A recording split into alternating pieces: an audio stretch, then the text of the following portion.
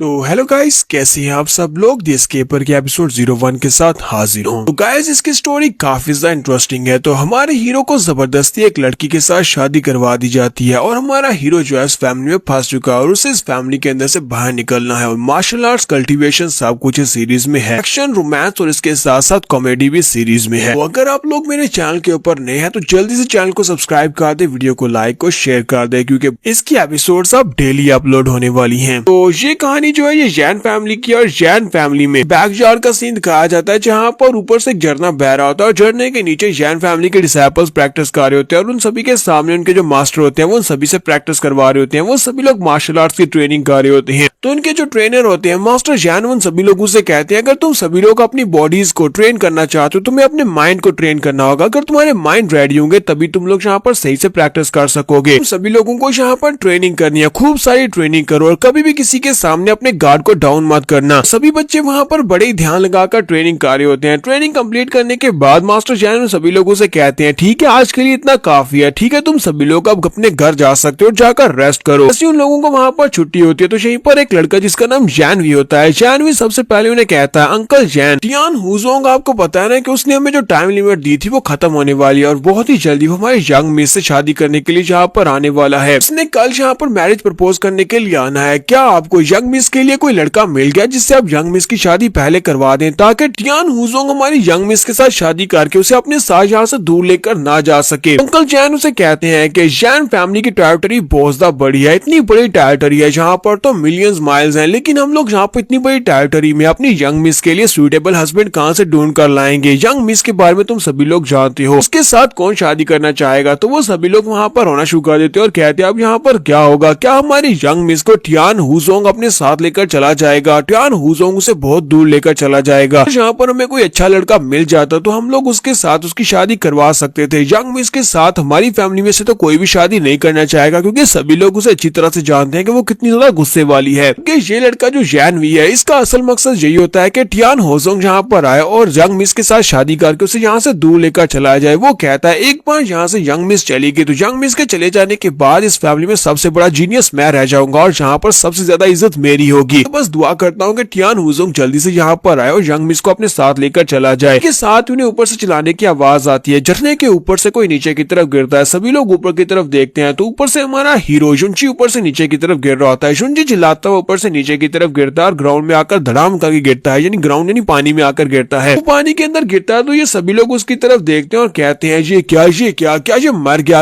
उनमें से कहता है लेकिन ये तो एक लड़का है। और इसी के साथ ही वो सभी लोग वहाँ पर डेविलिश स्माइल देते हुए कहते हैं इतना भी बुरा नहीं है, क्योंकि ये एक लड़का है और ऊपर से यंग भी है तो ये हमारे काम आ सकता है। उनमें से कहता है अगर हम इसको अच्छे भले कपड़े पहना देंगे तो मुझे लगता है कि इसे काम चलाया जा सकता है। टियान हुजोंग के सामने से बलि का बकरा बना दिया जाएगा, यंग मिस के साथ इसकी शादी करवा देते हैं। तुम्हारे जुनची उठने के बाद उन सभी की तरफ देखता है तो उसे उन सभी की आंखों में डेविलिश लुक दिखाई देता है। वो कहता है ये क्या मैं यहाँ पर कोई सपना देख रहा हूँ, या मरने के बाद यहाँ पर मेरे सामने डेविल्स आ गए हैं। तो मास्टर जैन भी उसके पास आते हैं, वो उड़ते हुए उसके पास आते हैं। तो हमारा जुनची उसकी तरफ देखता है और कहता है क्या ये कोई मार्शल आर्टिस्ट है, ये तो एक कल्टिवेटर है। मास्टर जैन उसके पास आते हैं और उसे कहते हैं लड़के तुम बहुत ज्यादा लकी हो, हमारी फैमिली को इस वक्त एक दामाद की जरूरत है और तुम यहाँ पर टाइम के ऊपर आए हो, चलो फिर जल्दी से रेडी हो जाओ, तुम्हें हमारी फैमिली का दामाद बनना है। तो हमारा जुनची कहता है कहीं तुम्हारा दिमाग तो नहीं खराब हो गया, मैं यहाँ पर ऐसे ही तुम्हारा दामाद बन जाऊंगा। और साथ ही बेचारा बहुत ज्यादा हैरान होता है कि ये अचानक से हो क्या रहा है, मैं यहाँ पर पानी से बाहर नहीं निकला और ये सभी लोग मुझे अपनी फैमिली का दामाद बना रहे हैं। तुम्हारा जुनची वहीं पर साइड के ऊपर खड़ा होता है कि वो सभी लोग वहाँ पर अंकल शान से बातें कर रहे होते हैं। वो अंकल शान से कहते हैं अंकल शान क्यों ना हम लोग इस लड़के की बैकग्राउंड को चेक कर ले, कहीं ऐसा ना हो कि ये हमारी यंग मिस के साथ कुछ बुरा कर दे और हमारी यंग मिस का फायदा उठा ले। ये उसका एडवांटेज भी तो उठा सकता है, हमें इस लड़के की बैकग्राउंड के बारे में कुछ नहीं पता, अगर इसे यंग मिस से शादी करवा देते हैं। तो अंकल जैन उन लोगों से कहते हैं कि परेशान होने की जरूरत नहीं है, मैंने इसकी बॉडी को चेक कर लिया, ये कोई मार्शल आर्टिस्ट और ना ही कोई कल्टीवेटर है, इसके पास कोई भी पावर्स नहीं है और ये हमारी यंग मिस का कुछ भी नहीं बिगाड़ पाएगा। और तुम सभी लोग अपनी यंग मिस को अच्छी तरह से जानते हो, वो तो इसे हाथ भी नहीं लगाने देगी। हालांकि जुनची दूर खड़ा होता है लेकिन फिर भी उसे उन सभी की बातें सुनाई दे रही होती है। वो कहता है मैं इन सभी की बातें सुन सकता हूँ, ये यहाँ पर क्या चुतियापा कर रहे हैं। तो जुनची कहता है कि मुझे नहीं पता कि इन लोगों के दिमाग में क्या चल रहा है, लेकिन अगर मैं यहाँ से भाग भागता नहीं हो तो मुझे लगता है कि ये किसी लड़की के साथ मेरी शादी करवा देंगे और मैं यहाँ पर शादी के मूड में बिल्कुल भी नहीं हूँ। चलो जल्दी से यहाँ से निकल चलते हैं क्योंकि यहाँ पर मेरी जान को खतरा है। जुंजी वहाँ से भागकर जाने की कोशिश करता है तो वो लड़के उसे देख लेते हैं और कहते हैं अंकल शैन जी तो भागकर जा रहा है, बलि का बकरा जा रहा है, हमें इसे पकड़ना होगा। तो वो सभी लोग जल्दी से भागते हुए उसके पीछे लग जाते हैं और कहते हैं तुम यहाँ से भागकर कहीं भी नहीं जा सकते, तुम यहाँ से चले जाओगे तो फिर हमें यहाँ पर एक दूल्हा कहाँ से मिलेगा। तो वो भागते हुए आगे बढ़ते हैं, जाकर जुंची को पकड़ लेते हैं। काफी देर उसके साथ भिड़ने के बाद उसे रस्सियों में बांध देते हैं। तकरीबन 1 घंटे के बाद जुंची वहाँ पर रस्सियों में बंधा पड़ा होता है और उस बेचारे की हालत काफी ज्यादा बुरी होती है। जबकि जैन भी सोच रहा होता है ये तो बहुत ही बुरा हुआ, मैं तो यहाँ पर चाहता था कि कोई दूल्हा ना मिले, अगर कोई लड़का नहीं मिलता तो टियान हुजोंग इसको अपने साथ ले जाता है। इसके लिए मुझे अब टियान हुजोंग को जाकर बताना होगा। अंकल जैन उनसे कहते हैं चलो इस लड़के को उठाओ और जैन फैमिली में वापस ले चलो। तो वो लड़के हमारे जुंची को रस्सी में बांधकर उठाकर वापस की तरफ चल पड़ते हैं। तो नेक्स्ट सीन हमें जैन फैमिली के मेन हॉल का दिखाया जाता है। जैन फैमिली के मेन हॉल में हमारे जुंची को उठाकर फेंका जाता है। तो हमारा जुंची वहाँ पर ग्राउंड के ऊपर पड़ा होता है। अंकल जैन उसे कहते हैं लड़के जल्दी से अब तुम्हें तैयार होना होगा क्योंकि यहाँ पर हमें अपनी यंग मिस के लिए एक सूटेबल पर्सन मिल गया है जिससे हम उसकी शादी करवा सके। तो हमें यहाँ पर देरी नहीं करनी चाहिए क्योंकि बहुत ही जल्दी टियान हुजोंग यहाँ पर आने वाला है। तो हमें यहाँ पर उससे पहले अपनी यंग मिस की शादी करवानी है। तो इसी के साथ ही जैन भी भागता हुआ अंदर आता है और कहता है कि अंकल शान बहुत ही बुरा हुआ है, हुजोंग को इस बारे में पता चल गया है कि हम लोग यहाँ पर अपनी यंग मिस की शादी करवा रहे हैं। उसने एक पावरफुल मास्टर को यहाँ पर भेजा है यंग मिस को उठाने के लिए। तो अंकल शान कहते हैं कि उसको कैसे पता चल गया, वो तो कल यहाँ पर आने वाला था मैरिज प्रपोजल लेकर, उसे आज ही कैसे पता चल गया। तो जान भी सोच रहा होता है कि ये खबर मैंने उस तक पहुंचाई है क्योंकि मैं ऐसा बिल्कुल भी नहीं चाहता कि यंग मिस हमारी फैमिली में रहे। इसी के साथ ही अंकल शैन चिल्लाकर अपने नौकरों से कहते हैं जल्दी से जाओ, जाकर यंग मिस को तैयार करके लाओ, उसे दुल्हन का जोड़ा पहनाओ और उसे यहाँ पर लेकर आओ, हम लोग आज अभी इसी वक्त शादी करेंगे। कि हमारा जुंची चिल्लाकर उन लोगों से कहता है बेवकूफो मुझसे तो पूछ लो कि मैं शादी करना चाहता हूँ या नहीं, क्या दूल्हे से कोई नहीं पूछेगा। अंकल शैन हल्का सा डेविलिश सा स्माइल देते हैं और इसी के साथ ही अपनी तलवार निकालकर उसके सामने करते हुए कहते हैं लड़के जो तुम्हें यहाँ पर अपना ओपिनियन देना है तो बताओ कि तुम्हारा क्या फैसला है, क्या तुम शादी करोगे या नहीं। जैसे वो तलवार हमारे जुंजी के सामने फेंकते हैं तो हमारा जुंजी कहता है मैं तो यहाँ पर कुछ भी नहीं कहना चाहता, मैं तो शादी के लिए बिल्कुल तैयार हूँ। तो अंकल जैन कहते हैं चलो जल्दी से जल्दी पूरे के पूरे हाल को सजा दो, पूरा घर शादी वाला घर लगना चाहिए, चलो जल्दी से रेडी हो जाओ। तो इसी के साथ ही बहुत ही जल्दी चुटकी बजाती वहाँ पर पूरे हाल को शादी का हाल बना दिया जाता है और हमारे जुंची बेचारे को अभी भी रस्सियों में लपेटा होता है। वो उसे उठाकर कुर्सी पर फेंकते हैं और इसी के साथ ही उसे कहते हैं अब तुम्हारी बारी है दूल्हे, जल्दी से तुम भी तैयार हो जाओ। तो हमारा जुंची उसे कहता है कि तुम लोग यहाँ पर अपनी लड़की की शादी मुझसे करवाना चाहते हो, क्या तुम्हें इस बात का बिल्कुल भी डर नहीं है कि बाद में मैं इस नकली शादी को असली शादी बनाकर तुम्हारी लड़की का फायदा उठा सकता हूँ।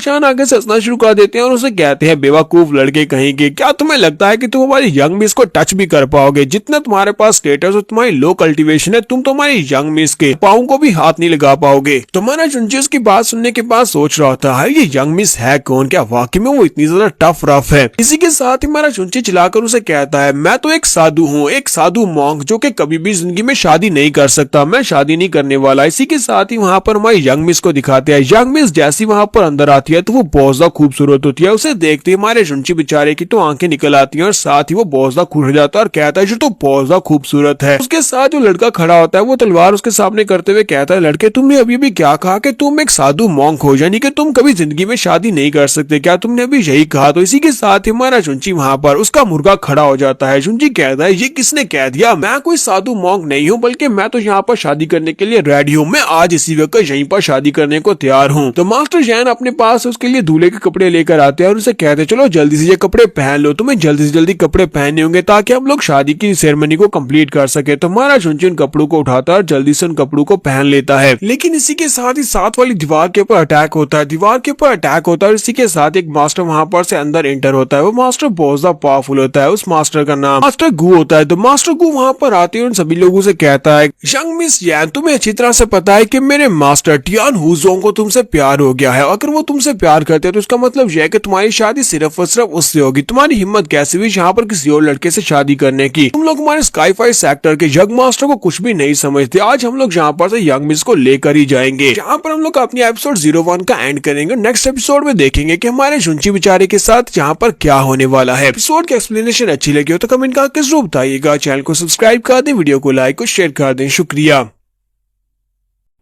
तो गाइस कैसे हैं आप सब लोग। दी एस्केपर की एपिसोड 02 के साथ हाजिर हूं। तो लास्ट एपिसोड के एंड पे हमने देखा था कि हमारा जुनची जुन फैमिली में होता है जहां पर उसकी शादी होने वाली है एक ऐसी लड़की के साथ जिसको वो जानता भी नहीं है, लेकिन वो शादी के लिए राजी हो जाता है। तो उसी वक्त दूसरी तरफ से टियान हुजोंग की तरफ से एक बंदा वहां पर आता है। वो एक बहुत ही पावरफुल मास्टर होता है। तो मास्टर गु वहां पर आते हैं, दीवार को भी तोड़ देते हैं और अपनी पावर्स को रिलीज करते हुए गुस्से के साथ उनसे कहते हैं कि तुम्हें अच्छी तरह से पता था कि मेरे यंग मास्टर इस लड़की से प्यार करते हैं, यानी तुम्हारी यंग मिस से प्यार करते हैं और उससे शादी करना चाहते हैं। फिर तुम लोगों की हिम्मत कैसे हुई यहाँ पर यंग मिस की शादी किसी और लड़के से करवाने की। तो इसी के साथ ही वो हमारे जुनची की तरफ देखता है, तो हमारा जुनची भी उसी की तरफ देख रहा होता है। तो मास्टर जैन आगे बढ़ते हैं और उसके पास जाकर उसे कहते हैं कि ब्रदर गु प्लीज यहाँ पर गुस्सा मत करो, ये शादी जो है ये यंग मिस के ग्रैंडफादर की तरफ से अरेंज की गई है और हमें यहाँ पर ग्रैंडफादर के ऑर्डर्स को तो फॉलो करना पड़ेगा। हम लोग उनके ऑर्डर्स को मना बिल्कुल भी नहीं कर सकते, तो हमें यहाँ पर ये शादी करवानी पड़ेगी। साथ ही वो अपने पास मैरिज कॉन्ट्रैक्ट भी निकालता कहता है देखो ये वो मैरिज कॉन्ट्रैक्ट है जो कि यंग मिस के ग्रैंडफादर ने लिखा था। तो मास्टर गूस के हाथ से वो कॉन्ट्रैक्ट लेता और साथ ही उस कॉन्ट्रैक्ट को फाड़ देता और साथ ही अपनी फायर के साथ उसको जला देता और उसे कहता है ये यहाँ पर बकवास हो रही है, हमारे यंग मास्टर टियान हुजोंग इस लड़की से शादी करेंगे। और इसी के साथ ही वो हमारे जुनची के पास जाते हैं और जाकर गुस्से के साथ उससे कहते हैं लड़के यहाँ से दफा हो जाओ, अगर मरना नहीं चाहते, अगर मरना चाहते तो फिर यहाँ पर रुक सकते हो। साथ ही वो ग्राउंड के ऊपर अपना पाँव मारते हैं। जब वो ग्राउंड के ऊपर अपना पाँव मारते हैं तो वहां पर से जबरदस्त एनर्जी निकलती है, इतनी पावरफुल एनर्जी होती है कि हमारा जुनची जो होता है उसको एक झटका लगता है। वो कहता है ये तो एक बहुत ही पावरफुल मास्टर है।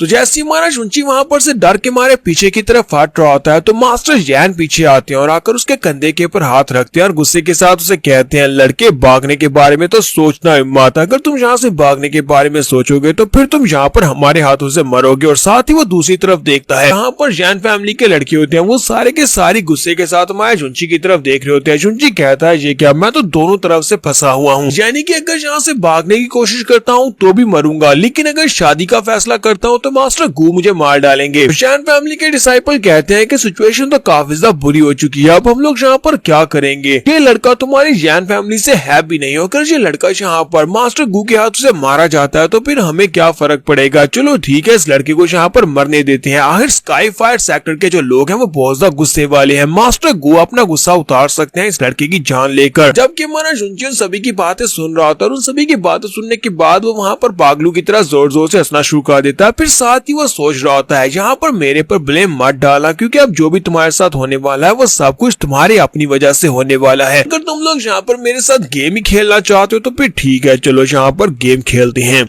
तो मास्टर गू हमारे जुनची को वहाँ पर हंसता हुआ देखते हैं तो उसे कहते हैं लड़के तुम्हें क्या हुआ, कहीं तुम पागल तो नहीं हो गए, तुम यहाँ पर हंस क्यों रहे हो। जबकि हमारा जुनची पीछे की तरफ मास्टर जैन शैन से कहता है कि मास्टर शैन आप बताएं क्या आप यहाँ पर इस फैमिली में सबसे ज्यादा पावरफुल है, क्या आप मास्टर गू को हैंडल कर सकते हैं। तो वो उसे कहते हैं हाँ लड़के ये बात ठीक है कि मैं यहाँ पर काफी स्ट्रॉन्ग हूँ। तो हमारा जुनची उसकी बात सुनने के बाद कहता है तो फिर ठीक है, मुझे भी यहाँ पर होल्ड बैक करने की कोई भी जरूरत नहीं है। जबकि मास्टर जैन सोच रहे होते हैं कि ये बेवकूफ लड़का यहाँ पर क्या प्लानिंग कर रहा है, ये यहाँ पर क्या करने वाला है। तो हमारा जुनची वहाँ पर होल्ड बैक नहीं करने का मतलब यह है कि वो जाकर एक कुर्सी उठा लेता है। हमारा जुनची जाकर कुर्सी उठाता है, कुर्सी को उठाकर जल्दी से जंप करते हुए आगे बढ़ता है और मास्टर गू के ऊपर अटैक कर देता है। तो हमारा जुनची मास्टर गू के सर में कुर्सी मारता है जिससे वहीं पर टूट जाती है। ये देखने के बाद मास्टर जैन और फैमिली मेंबर्स जो होते हैं वो बहुत ज्यादा हैरान होते हैं और कहते हैं इस बेवकूफ लड़के ने ये क्या कर दिया, इसने स्काई फायर सेक्टर के मास्टर गू के सर में कुर्सी दे मारी है। तो हमारा जुनची मास्टर जैन के सर में कुर्सी मारने के बाद वहाँ पर से लकड़ी का डंडा उठाता है और मास्टर गू को मारना शुरू कर देता है। वो उसे कहता है कि तुम्हारी हिम्मत कैसे हुई, तुम्हारा स्काई फायर सेक्टर वो क्या ही है, मेरे सामने कुछ भी नहीं है, मैं इस सेक्टर का नया यंग मास्टर हूँ, यंग मिस से शादी करने के बाद मैं एक बहुत ही पावरफुल यंग मास्टर हूँ। तुम हमारी जैन फैमिली में आकर मेरे सामने आकर हमारे पर चिल्ला रहे हो, तुम्हारी हिम्मत कैसे हुई, आज मैं यहाँ पर तुम्हें बहुत ही बुरी तरह से पीटने वाला हूँ। क्योंकि जो जैन फैमिली के डिसाइपल्स होते हैं बेचारे बहुत ज्यादा घबराए हुए होते हैं और कहते हैं इस बेवकूफ लड़के ने तो हम सभी को भी मरवाने का फैसला कर लिया है, आप तो स्काई फायर सेक्टर के लोग हमें बिल्कुल भी नहीं छोड़ने वाले। जबकि यंग मिस भी ये देखने के बाद काफी ज्यादा हैरान हो रही होती है। तो मास्टर गू जब वहाँ पर काफी सारी मार खा लेते हैं तो वो बहुत ज्यादा गुस्सा हो जाते हैं, अपनी पावर्स को रिलीज करते हैं और कहते हैं लड़के लगता है कि तुम यहाँ पर बिल्कुल भी जिंदा नहीं रहना चाहते, तो फिर ठीक है आप मरने के लिए तैयार हो जाओ। और वो अपने हाथ में अपनी फायर पावर को रिलीज करते हुए हमारे शुंची के ऊपर अटैक करते हैं, जबकि शुंची जल्दी से जंप करते पीछे की तरफ हटता और कहता है कि ये तो बहुत ज्यादा पावरफुल है, इसकी पावर्स बहुत ज्यादा स्कैरी है। वो जल्दी से भागता हुआ जाकर मास्टर जैन के पीछे छुप जाता है और छुपने के साथ ही वहाँ पर उसकी नकल भी उतार आता है और उसे कहता है कि अगर तुम यहाँ पर मुझे नुकसान पहुंचा सकते हो तो आओ यहाँ पर आकर मुझे हिट करके दिखाओ, क्योंकि अंकल जैन की यहाँ पर होते हुए तुम तो यहाँ पर मेरा कुछ भी नहीं बिगाड़ पाओगे। लेकिन मास्टर गू क्योंकि बहुत ज्यादा गुस्से में होते हैं वो वहीं पर खड़े खड़े अपनी पावर्स को रिलीज करते हैं। वो अपनी फायर पावर्स को रिलीज करते हुए कहते हैं कि लड़की आज मैं तुम्हें यहाँ पर मार कर ही रहूंगा, तुम नहीं बचोगे। दूसरी तरफ से मास्टर जैन अपनी बैरियर को यूज करते हुए उनके पास जो स्पेशल वाटर पावर्स होती है उनको यूज करते हुए एक बैरियर क्रिएट करते हैं ताकि उसकी पावर्स को ब्लॉक कर सके और साथ ही उसे कहते हैं ब्रदर गू तुम इसे नहीं मार सकते, क्योंकि शुंची जो है ये हमारी फैमिली का दामाद है, ये हमारी यंग मिस का हस्बैंड और हम लोग यहाँ पर अपनी यंग मिस के हस्बैंड को तुम्हारे हाथों से मरने नहीं दे सकते। जबकि मास्टर को काफी ज्यादा गुस्सा होते हैं और उसे कहते हैं आज यहाँ पर कोई भी मुझे नहीं रोक सकता, इस लड़के ने मेरे साथ जो कुछ भी किया है उसके बदले में अब इसे यहाँ पर मरना होगा। मास्टर जैन और मास्टर गू दोनों वहाँ पर आपस में फाइट करना शुरू कर देते हैं, जबकि हमारा शुंची हंसता हुआ वहाँ पर से भागता हुआ कहता है कि ये मेरे पास एक चांस है। वो भागता हुआ साइड के ऊपर आ जाता है, जबकि उम्मीद अभी भी वहाँ पर खड़ी सब कुछ देख रही होती है। तो हमारा शुंची भागता हुआ जाता है, जाकर यंग मिस को उठा लेता है। यंग मिस उसे कहती है लड़के जी तुम क्या कर रहे हो, तुम्हारा प्लान क्या है। शुंची उसे कहता है कि हमारी मैरिज सेरेमनी यहाँ पर कंप्लीट हो चुकी है, अब यहाँ पर स्वागरात की बारी है। और उसे उठाकर वहाँ पर से भागता हुआ चला जाता है और कहता है चलो जल्दी से चलते हैं और जाकर अपना कुछ कुछ करते हैं, जबकि अंकल शान यहाँ पर सब कुछ संभाल लेंगे। जबकि अंकल शान भी इस तरफ देखते हैं और कहते हैं कमीने लड़के कहेंगे यहाँ पर वापस आओ, तुम यहाँ पर ऐसा कुछ भी नहीं करोगे। जबकि बाकी के सभी जैन फैमिली के लड़के कहते हैं ऐसा कैसे हो सकता है, ये लड़का तो यहाँ से भागकर जा रहा है, इसने स्काई फायर सेक्टर के मास्टर गू पर अटैक किया और हमें यहाँ पर मुश्किल में डाल दिया, यहाँ पर स्काई फायर सेक्टर से निपट रहे हैं, जबकि ये वहाँ पर अपनी स्वागत मनाने के लिए यंग मिस को उठाकर ले गया है। लड़के की हिम्मत कैसे भी हमारी यंग मिस को उठाने की, और यंग मिस ने इसे उठाने कैसे दिया। नेक्स्ट सीन में यंग मिस के रूम का दिखाया जाता है। तो हमारा शुंची यंग मिस को उठाता है और उसके रूम के अंदर ले आता है। तो वहाँ पर आने के बाद यंग मिस उसे पीछे की तरफ धक्का देती है और कहती है तुमने ये सब कुछ जानबूझकर किया है, मुझे जल्दी से बताओ तुमने जानबूझकर किया ना। तो हमारा शुंची उसके सामने अपनी बड़ाई करते हुए कहता हाँ ये सब कुछ मैंने जानबूझकर किया है, मैंने उन सभी लोगों को यहाँ पर एक सबक सिखाया है तुम्हारी जैन फैमिली के बिहाफ पर।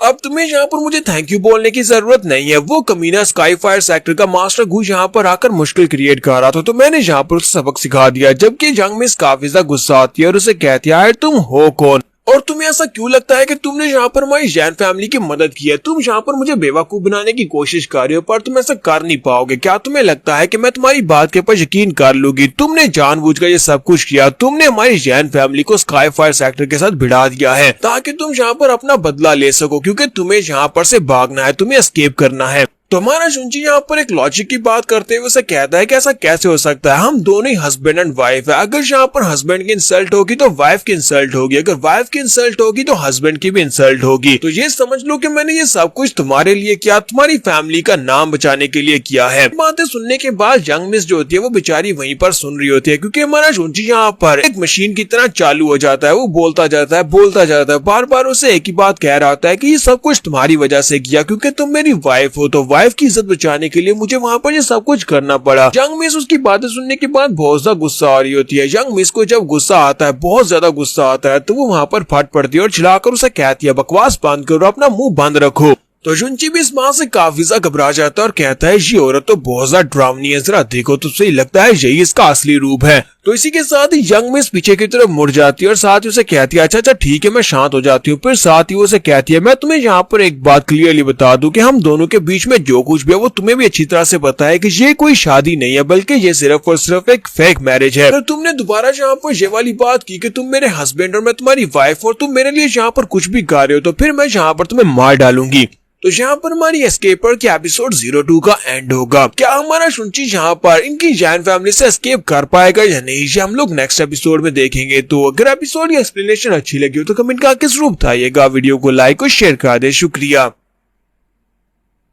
दी एस्केपर के एपिसोड 03 के साथ हाजिर हूँ। तो लास्ट एपिसोड के एंड पे हमने देखा था कि हमारा जुंजी जो होता है वो अपनी वाइफ को उठाता है और अपने रूम के अंदर आ जाता है, जहाँ पर रूम के अंदर आने के बाद उसकी वाइफ काफी गुस्से के साथ उसे कहती है कि तुम्हें अच्छी तरह से पता है कि हम दोनों के बीच में क्या है, ये शादी असली नहीं है बल्कि एक नकली शादी है, कभी भी इस शादी को सीरियस लेने की कोशिश मत करना। तो यहाँ पर से हमारी नेक्स्ट एपिसोड स्टार्ट होने वाली है। तो उससे पहले अगर आप मेरे चैनल के ऊपर नए और अभी तक आपने मेरे चैनल को सब्सक्राइब नहीं किया हुआ तो जल्दी से चैनल को सब्सक्राइब कर दे, वीडियो को लाइक और शेयर कर दे, शुक्रिया। तो एपिसोड के शुरुआत में हमारा जुंजी उसकी बात सुनने के बाद उसे कहता है, क्या तुम सभी लोग वाकई में यहाँ पर मुझे बाहर निकाल दोगे, एक बार तुम्हारा काम पूरा हो जाएगा। तो यंग मिस उसे कहती है, यहाँ पर सब कुछ पूरा हो जाने के बाद तुम्हें वाकई में यहाँ से निकाल दिया जाएगा, तुम्हें जैन फैमिली से जाने का मौका मिलेगा और साथ ही तुम्हें यहाँ पर कंपनसेशन भी मिलने वाली है। हमारा जुंजी उसकी बात सुनने के बाद काफी खुश हो जाता है और चमकती हुई आंखों के साथ कहता है, क्या वाकई में मुझे यहाँ पर कंपनसेशन मिलने वाली है, यानी कि इनाम मिलेगा। तो वो उसे कहती है, देखो तो सही, अपनी आंखों के अंदर देखो तो सही कि तुम्हारी आंखों के अंदर कितनी ज्यादा चमक आ गई है, तुम तो एक लालची इंसान हो, तुम्हें पैसे चाहिए। जुंजी उसकी बात सुनने के बाद से कहता है, नहीं मैं ऐसा बिल्कुल भी इंसान नहीं हूँ, तुम यहाँ पर मेरे बारे में ऐसी बात कैसे कह सकती हो, मुझे कंपनसेशन में कोई भी पैसा नहीं चाहिए और ना ही मैं यहाँ पर तुम्हारी फैमिली इश्यूज को यूज करते हुए तुम्हारा फायदा उठा सकता हूँ, मैं किसी का फायदा नहीं उठाता। तुम्हारे जुंजी की बातें सुनने के बाद यंग मिस सोच रही होती है, क्या वाकई में ये लड़का ऐसा ही है, क्या ये लड़का वाकई में एक बहुत ही अच्छा लड़का है, क्योंकि मैंने इसका ये रूप पहले नहीं देखा। तुम्हारा जुंजी उसे कहता है कि तुमने कहा कि तुम लोग यहाँ पर मुझे कंपनसेशन देने वाले हो, अगर तुम लोग यहाँ पर मुझे कंपनसेशन देने वाले हो तो क्या तुम लोग यहाँ पर मुझे एक मार्शल आर्ट्स की टेक्निक दे सकते हो, मुझे कल्टीवेशन के लिए मार्शल आर्ट्स की टेक्निक्स की जरूरत है। तो यंग मिस उसकी बात सुनने के बाद कहती है, मुझे तो लगा था कि तुम कह रहे हो कि तुम्हें कंपनसेशन नहीं चाहिए, लेकिन अब तुम्हें यहाँ पर इनाम चाहिए, चलो फिर ठीक है, मैं तुम्हें अपने पास से मार्शल आर्ट्स का एक स्क्रोल दे सकती हूँ। तो वो अपने पास एक मार्शल आर्ट्स की टेक्निक निकालती है और जुंजी को दे देती है और उसे कहती है, तुम्हें सिर्फ और सिर्फ यही टेक्निक मिलेगी, इसके अलावा तुम्हें और कोई भी नाम नहीं मिलेगा। तुम्हारा जुंजी उस टेक्निक को अपने हाथ में पकड़ता है और बहुत ज्यादा खुश हो जाता है, क्योंकि हमारे जुंजी के पास फिलहाल के लिए कोई भी कल्टीवेशन नहीं है, यानी कि जीरो कल्टीवेशन है। तो वो इस टेक्निक को लेने के बाद काफी खुश होता है और कहता है, अगर मैं इसको प्रैक्टिस कर लेता हूँ, पर मैंने इस मार्शल आर्ट्स की टेक्निक को प्रैक्टिस कर लिया, उसके बाद मैं स्ट्रॉन्ग हो जाऊंगा, उसके बाद मैं देखता हूँ कि यहाँ पर जैन फैमिली का कौन बंदा है यहाँ पर मुझे मार पाता है, कोई भी यहाँ पर मुझे भूल ही नहीं कर पाएगा। तो यंग मिस माने जुंजी से कहती है कि कल्टीवेशन करना ऐसे ही है जैसे कि हम लोग हीवन के रूल्स के खिलाफ जा रहे हैं, तो क्या तुम ये सब कुछ करने के लिए तैयार हो, क्या तुम कल्टीवेट कर पाओगे। तुम्हारा जुंजी उसे कहता है कि चाहे ये कितना ही डिफिकल्ट क्यों ना हो, कल्टीवेशन कितनी ही डिफिकल्ट हो सकती है, मुझे नहीं लगता कि कल्टीवेशन इतनी ज्यादा डिफिकल्ट होती है। अगर कोई इंसान बेवकूफ हो तो मुझे लगता है कि सिर्फ और सिर्फ उसी के लिए कल्टीवेशन करना बहुत ज्यादा मुश्किल हो सकता है, क्योंकि कल्टीवेशन करने के लिए हमें मार्शल आर्ट्स की टेक्निक्स को मास्टर करना पड़ता है और वो टेक्निक्स तो हमारे पास लिखी होती है। मेरे जैसा जो जीनियस इंसान होता है वो तो कुछ ही दिनों में इस तरह की कल्टीवेशन टेक्निक्स को मास्टर कर सकता है, देखना मैं बहुत ही जल्दी इस कल्टीवेशन टेक्निक को भी मास्टर कर लूंगा। तो इसी के साथ ही यंग मिस उसे यहाँ पर एक स्टोरी सुनाती है। वो उसे कहती है कि लेजेंड्स के मुताबिक एक कहानी है, एक ऐसी कहानी है एक ऐसे मास्टर की। हमारे यहाँ पर एक बहुत ही पावरफुल मास्टर था, एक ऐसा मास्टर जिसने एक ही दिन में 3 रीइंकार्नेशंस को फेस किया था, यानी कि वो एक ही दिन में पैदा हुआ था जब वो एक छोटा सा बेबी था, उसके बाद दोपहर के वक्त वो एक यंग हो गया था और उसके बाद दोपहर के बाद जब शाम हुई तो वो बुढ़ा हो गया और उसी के साथ ही शाम के वक्त वो मर गया। यहाँ पर उसकी 3 रीइंकार्नेशंस में साथ साथ उसकी कल्टीवेशन भी बढ़ती गई, जब तक शाम हुई तब तक उसकी कल्टीवेशन पीक तक पहुंच चुकी थी, यानी कि उससे पहले ना ही उसके बाद यहाँ पर कोई भी ऐसा लेजेंड हुआ है, कोई भी इतना पावरफुल बंदा यहाँ पर नहीं हो सका जो कि उसकी तरह यहाँ पर कल्टीवेट कर सके। वो वाकई में एक बहुत बड़ा जीनियस था। माँ चुंची उसकी बात सुनने के बाद सोच रहा होता है, जब मैं यहाँ पर ट्रांसपोर्ट हुआ था उस वक्त मुझे भी यहाँ पर कुछ ऐसी पिक्चर्स दिखाई दी थी, ऐसी पिक्चर्स जिसमें मैं ओल्ड एज में पहुंच गया था। वो साथ ही वो कहता है कहीं ऐसा तो नहीं है कि यहाँ पर वो बंदा मैं ही हूँ। लेजेंड की कहानी के बारे में ये लड़की मुझे बता रही है, हो सकता है कि वो लेजेंड मैं ही हूँ, यानी कि मैंने वहाँ पर 3 रीइंकार्नेशंस को फेस किया था, एक ही दिन में मैं पैदा हुआ और उसके साथ मैं जवान हुआ, फिर साथ ही बुढ़ा हो गया, अपनी कल्टीवेशन को मैंने पीक पर पहुंचा दिया, कहीं ऐसा तो नहीं है कि वो बंदा मैं ही था। तो वो कहता हाँ वो बंदा मैं ही था, क्योंकि वो मुझे जो भी दिखाई दिया था वो सच था।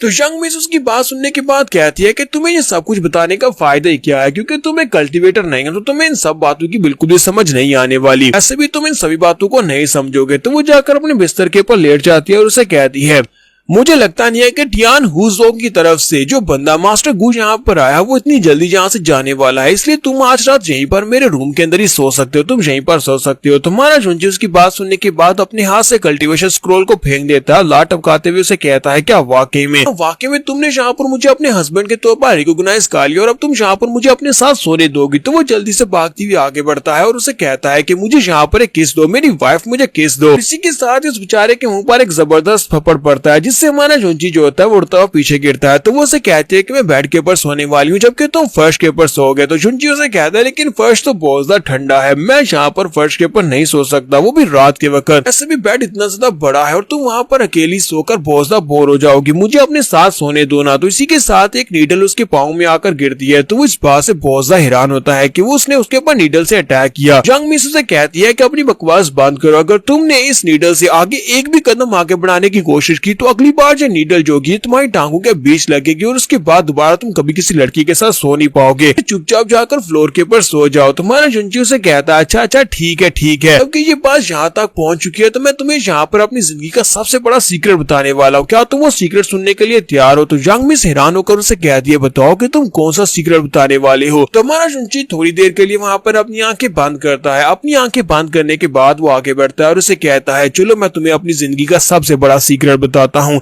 और मेरी जिंदगी का सबसे बड़ा सीक्रेट ये है। साथ ही उसकी टांगे पकड़ता रोना शुरू कर देता है और उसे कहता है कि मैं एक होमोसेक्सुअल हूँ, यानी कि मैं गे हूँ, मैं लड़कों के साथ करता हूँ। इसी वजह से इस सोसाइटी ने मुझे लाइक नहीं किया, सोसाइटी ने मुझे खदेड़ दिया और मैं जंगलों में जाकर छुप गया था। जबकि ऊपर झरने के ऊपर से मैं नीचे गिरा और तुम्हारी फैमिली मुझे उठाकर यहाँ पर ले आई है। तुम्हें पता चल गया है कि मैं लड़कों के साथ करता हूँ, तो क्या हम दोनों एक ही बिस्तर के ऊपर सो सकते हैं। तो यंग मिस पहले तो उसकी बातें सुनने के बाद वहाँ पर उसके लिए थोड़ा सा फील करती है, लेकिन साथ ही वो गुस्सा हो जाती है और कहती है क्यों ना मैं यहाँ पर तुम्हारी हेल्प करूँ, अच्छा ठीक है तुम्हें सोने में मदद करती हूँ। और इसके बाद उसे काफी सारा पीटती है और पीटने के बाद उसे कहती है चलो दफा हो जाओ, जाकर आप फर्श के ऊपर सो जाओ। तो हमारा जुंजी जो होता है वो चिल्लाता हुआ जाकर दरवाजे के पास बैठ जाता है और कहता है यहाँ पर मेरी वाइफ तो मुझे मारने की कोशिश कर रही है, ये अपने नवे नवेले हस्बैंड को मारने की कोशिश कर रही है। फिर हमारा जुंजी जाकर दरवाजे के साथ टेक लगाकर वहीं पर बैठ जाता है, सो जाता है।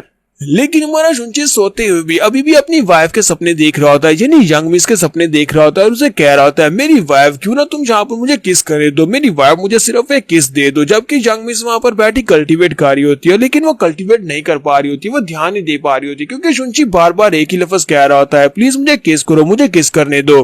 तो नेक्स्ट सीन जो होता है हमें सुबह के वक्त का दिखाया जाता है। अंकल जैन सुबह के वक्त सुबह इनके रूम की तरफ आते हैं। तो अंकल जैन बाहर खड़े होकर कहते हैं यंग मिस मास्टर गू जा चुके हैं। मास्टर गू ने यहाँ पर काफी देर तक शोर मचाया लेकिन अब वो जा चुके हैं। तो यंग मिस उसे कहती है अच्छा ठीक है अंदर आ जाए, अंदर आकर मुझे सारी बात बताएं। तो मास्टर जैन जो होते हैं वो दरवाजा खोलकर अंदर आते हैं। जैसे वो दरवाजा खोलते हैं तो दरवाजे के पीछे से चिल्लाने की आवाज आती है क्योंकि हमारा जुंची दरवाजे के पास ही सोया हुआ था।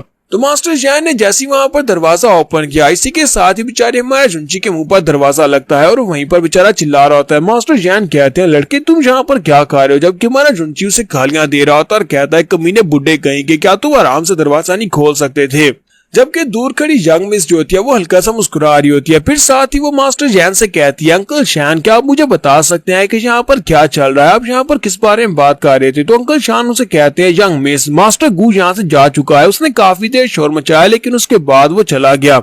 तो यंग मिस मास्टर चैन से कहती है वो लोग यहाँ पर जल्दी वापस आएंगे लेकिन उससे पहले हमें यहाँ पर इंसेस्ट्रल लैंड में जाना होगा। इंसेस्ट्रल लैंड बहुत ही जल्दी ओपन होने वाली है और वहां पर से जाकर अगर हम लोग इंसेस्टर्स की इनहेरिटेंस की पावर को ले सकते हैं। मैंने वहां से इनहेरिटेंस की पावर को ले लिया तो मुझे नहीं लगता कि मुझे दोबारा कभी भी इन लोगों से डरने की जरूरत है। हमें स्काई फाइट सेक्टर और टियान हुजोंग से डरने की जरूरत नहीं है। तो अंकल चैन उसे कहते हैं हाँ ये बात तो वाकई में बहुत ज्यादा अच्छी है, हमारी जैन फैमिली के ऊपर वाले की कृपा हो। इसी के साथ ही हमारे जुंची को दिखाते हैं कि वो वहां से खिसकने की कोशिश कर रहा होता है। तुम्हारा जुंची वहां पर बैठा गुस्से के साथ सोच रहा होता है कि एक बार मैं यहाँ पर सक्सेसफुली कल्टीवेट कर लूं, मेरे पास कल्टीवेशन टेक्निक आ जाए तो इस बूढ़े खूसट को मैं जरूर सबक सिखाऊंगा। तो मास्टर जैन उसी वक्त अपनी पावर्स को यूज करते हुए हमारे जुंची को अपनी पावर्स के साथ उठाते हैं और कहते हैं कि क्या तुम यहाँ पर से फिर से एस्केप करने की कोशिश कर रहे हो, क्या तुम्हें लगता है कि यहाँ से एस्केप करना इतना ज्यादा आसान है। और उसे उठाकर वहाँ पर पीछे की तरफ पटक देते हैं और कहते हैं तुम यहाँ से कहीं पर भी नहीं जाने वाले। तो वो जुंची को वहाँ पर यंग मिस के सामने पटकने के बाद कहता है यंग मिस, इस लड़के ने हमारी फैमिली को मुश्किल में डाल दिया। अब जबकि मास्टर गू यहाँ से जा चुके हैं और तुम्हें इनहेरिटेंस की पावर मिलने वाली है, तो इस लड़के का हमारे लिए कोई भी काम नहीं बचा, क्यों ना हम इस लड़के को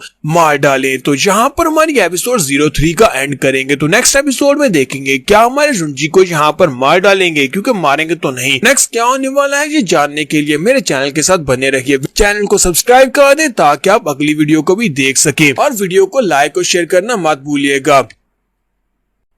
तो गाइस कैसे हैं आप सब लोग। द एस्केपर की एपिसोड 04 के साथ हाजिर हो। तो लास्ट एपिसोड के एंड पे हमने देखा था कि हमारा जुंची फिर से खिसकने की कोशिश करता है, लेकिन इसी के साथ ही मास्टर जैन उसे अपनी पावर्स के साथ पकड़ लेते हैं और उसे उठाकर सामने पटकते हैं और कहते हैं यंग मिस, हमारा काम पूरा हो चुका है, मास्टर गू जा चुके हैं, तो क्यों ना हम लोग इस लड़के से निमट लें, इस लड़के को यहीं पर मार डालते हैं। यहाँ से हमारी एपिसोड 4 स्टार्ट होने वाली है, लेकिन उससे पहले अगर आप मेरे चैनल पर नए और अभी तक आपने चैनल को सब्सक्राइब नहीं किया हुआ तो जल्दी से चैनल को सब्सक्राइब कर दो ना। इंतजार किसका कर रहे हो, क्या बाकी की सारी एपिसोड्स नहीं देखनी? अगर देखनी है तो जल्दी से चैनल को सब्सक्राइब करो और वीडियो को लाइक भी करना वो भूल जाते हो।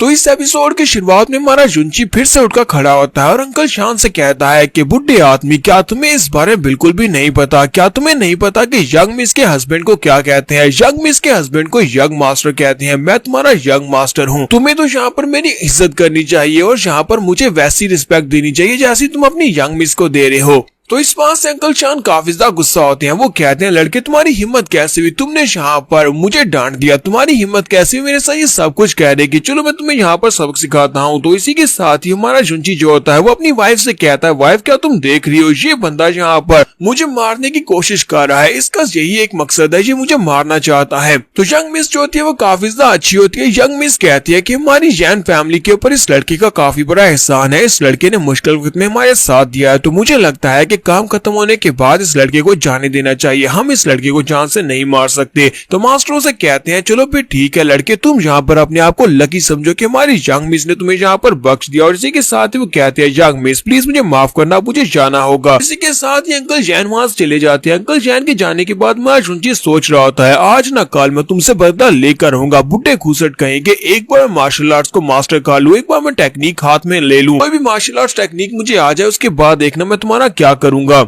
तो नेक्स्ट सीन हमें 3 दिन के बाद का दिखाया जाता है। 3 दिन के बाद हमारा जुंची जो होता है वो स्पेशल मार्शल आर्ट्स की टेक्निक जो कि यंग मिस ने उसे दी थी, वो उस टेक्निक को लेने के बाद उसी झरने के नीचे जाकर बैठकर कल्टीवेट कर रहा होता है। वहां पर बैठा हुआ कल्टीवेट कर रहा होता है और स्पेशल टेक्निक को मास्टर करने की कोशिश करता है। वो कहता है कि ये टेक्निक तो बहुत ज्यादा सिंपल है, लेकिन मैं यहाँ पर इसको फिगर क्यों नहीं कर पा रहा, मैं इसको मास्टर क्यों नहीं कर पा रहा। यहीं पर जैन फैमिली के स्टूडेंट्स को भी दिखाते हैं कि जैन फैमिली के स्टूडेंट्स दूर खड़े ये सब कुछ देख रहे होते हैं। वो सभी लोग कहते हैं क्या ये लड़का वाकई में इतनी ज्यादा मेहनत कर रहा है, लेकिन ये लड़का तो एक कचरा निकला, क्योंकि 3 दिन से ये बेसिक टेक्निक को मास्टर करने की कोशिश कर रहा है। इस लड़के को अभी तक ये नहीं पता चल रहा कि की को कंडेंसेट कैसे करते हैं, यानी कि की को गैदर कैसे करना है। इसके लिए इसके मुझे बहुत ज्यादा मुश्किल होता जा रहा है। तो ये वाकई में एक बहुत बड़ा कचरा है, ये तो हमारी यंग मिस का हस्बैंड होने के लायक भी नहीं है। बहुत ही जल्दी एंसेस्ट्रल लैंड ओपन होने वाली है और हमारे मास्टर जैन ने पहले से बता दिया है कि इसके साथ क्या करना है। इसी के साथ ही हमारा जुंची भी अपनी आंखें खोलता है और साथ ही सोच रहा होता है मैंने यहाँ पर महसूस किया, मैंने यहाँ पर की पावर को महसूस किया, लेकिन फिर भी मैं यहाँ पर कल्टीवेट नहीं कर पा रहा। मुझे समझ नहीं आ रही, मैं वो बंदा हूँ जिसने एक दिन में 3 रीइंकार्नेशंस को फेस किया, लेकिन इसके बावजूद मैं यहाँ पर कल्टीवेट क्यों नहीं कर पा रहा। और इसी के साथ ही वहाँ पर ग्राउंड हिलना शुरू हो जाता है। वो कहता है ये क्या अचानक से क्या हो रहा है, ग्राउंड क्यों हिल रहा है। तो पूरा ग्राउंड हिलता है जिसकी वजह से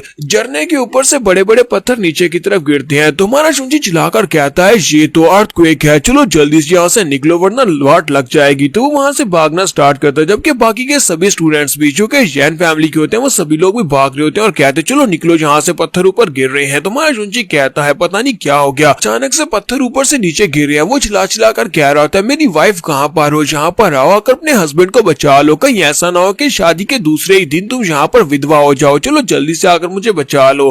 तो फिर साथ ही हमारा जुंची जाकर एक पत्थर के पीछे छुप जाता है और कहता है लगता है कि वो अर्थक्वेक रुक गया है। और उसके बाद वो सामने की तरफ देखता है, तो वो सामने देखता है तो वहां पर एक बड़ा सा टेम्पल आ जाता है, वो एक बड़े से पैलेस की तरह होता है। तो हमारा जुंची कहता है ये क्या, ये तो एक बड़ा सा पैलेस है। बाकी के सभी स्टूडेंट्स भी उसी तरफ ही देख रहे होते हैं। अंकल शैन और यंग मिस भी वहीं पर पहुंच जाते हैं। वो लोग कहते हैं ये क्या, ये तो अर्थ पैलेस है। तो अंकल शान कहते हैं कि जिस पल का हमें बहुत ही बेसब्री से इंतजार था वो पल आ चुका है। यही वो एंसेस्ट्रल लैंड है, ancestral land, ancestral palace open हो चुका है। अब तुम वहाँ पर जाओ, जाकर इनहेरिटेंस की पावर ले लो, इस तरह हम लोग बहुत सा स्ट्रॉन्ग हो जाएंगे। यंग मिस कहती है कि ये तो बहुत अच्छी बात है, चलो जल्दी से मेरे साथ चलो। हम लोग वहाँ पर जाते हैं, जाकर इनहेरिटेंस की पावर ले लेते हैं और उसके बाद हमें कोई भी यहाँ पर डरा नहीं सकेगा। तो अंकल जैन उसे कहते हैं कि यंग मिस, ये वाली जगह जो है पिछले हजारों साल से बंद थी, तो मुझे लगता है कि यहाँ पर बहुत सारे ट्रैप्स हो सकते हैं, यहाँ पर बहुत ही डेंस की हो सकती है जिसके अंदर पॉइजन हो सकता है। तो क्यों ना हम लोग सबसे पहले यहाँ पर बलि के बकरे को बेचते हैं, हम लोग इस लड़के को वहाँ पर बेचते हैं ताकि जाकर चेक करे। अगर ये लड़का वहाँ पर जाकर मर जाता है तो हम लोग वहाँ पर नहीं जाएंगे। तो हमारा चुंची कहता है, बुढ़े आदमी क्या तुम वाकई में मुझे मारना चाहते हो? तुम तो हर बार यहाँ पर मरने के लिए मेरे ही नाम सबसे पहले लेते हो। ठीक है, साथ ही मास्टर जैन अपनी पावर्स को रिलीज करते हैं और कहते हैं, लड़के चुपचाप वहाँ पर चले जाओ वरना मैं यहाँ पर तुम्हें फोर्सफुली फेंकने वाला हूँ। तो अपनी पावर्स को रिलीज करते हुए चुंची के ऊपर अटैक करने लगे हैं, जबकि यांग मिस उसे रुकने का कहती है। वो अंकल जैन से कहते हैं, अंकल जैन प्लीज रुक जाओ। वो भागती हुई आगे बढ़ती है उसे रोकने के लिए, लेकिन अंकल जैन जो होते हैं वो अपनी पावर्स को यूज कर देते हैं। वो चुंची को धक्का देते हैं जिससे चुंची उड़ता हुआ सीढ़ियों से नीचे गिर जाता है। वो चिल्लाकर कहता है, जैन शैन तुम मेरे हाथों से नहीं बचोगे, बुड्ढे खूसट कहेंगे।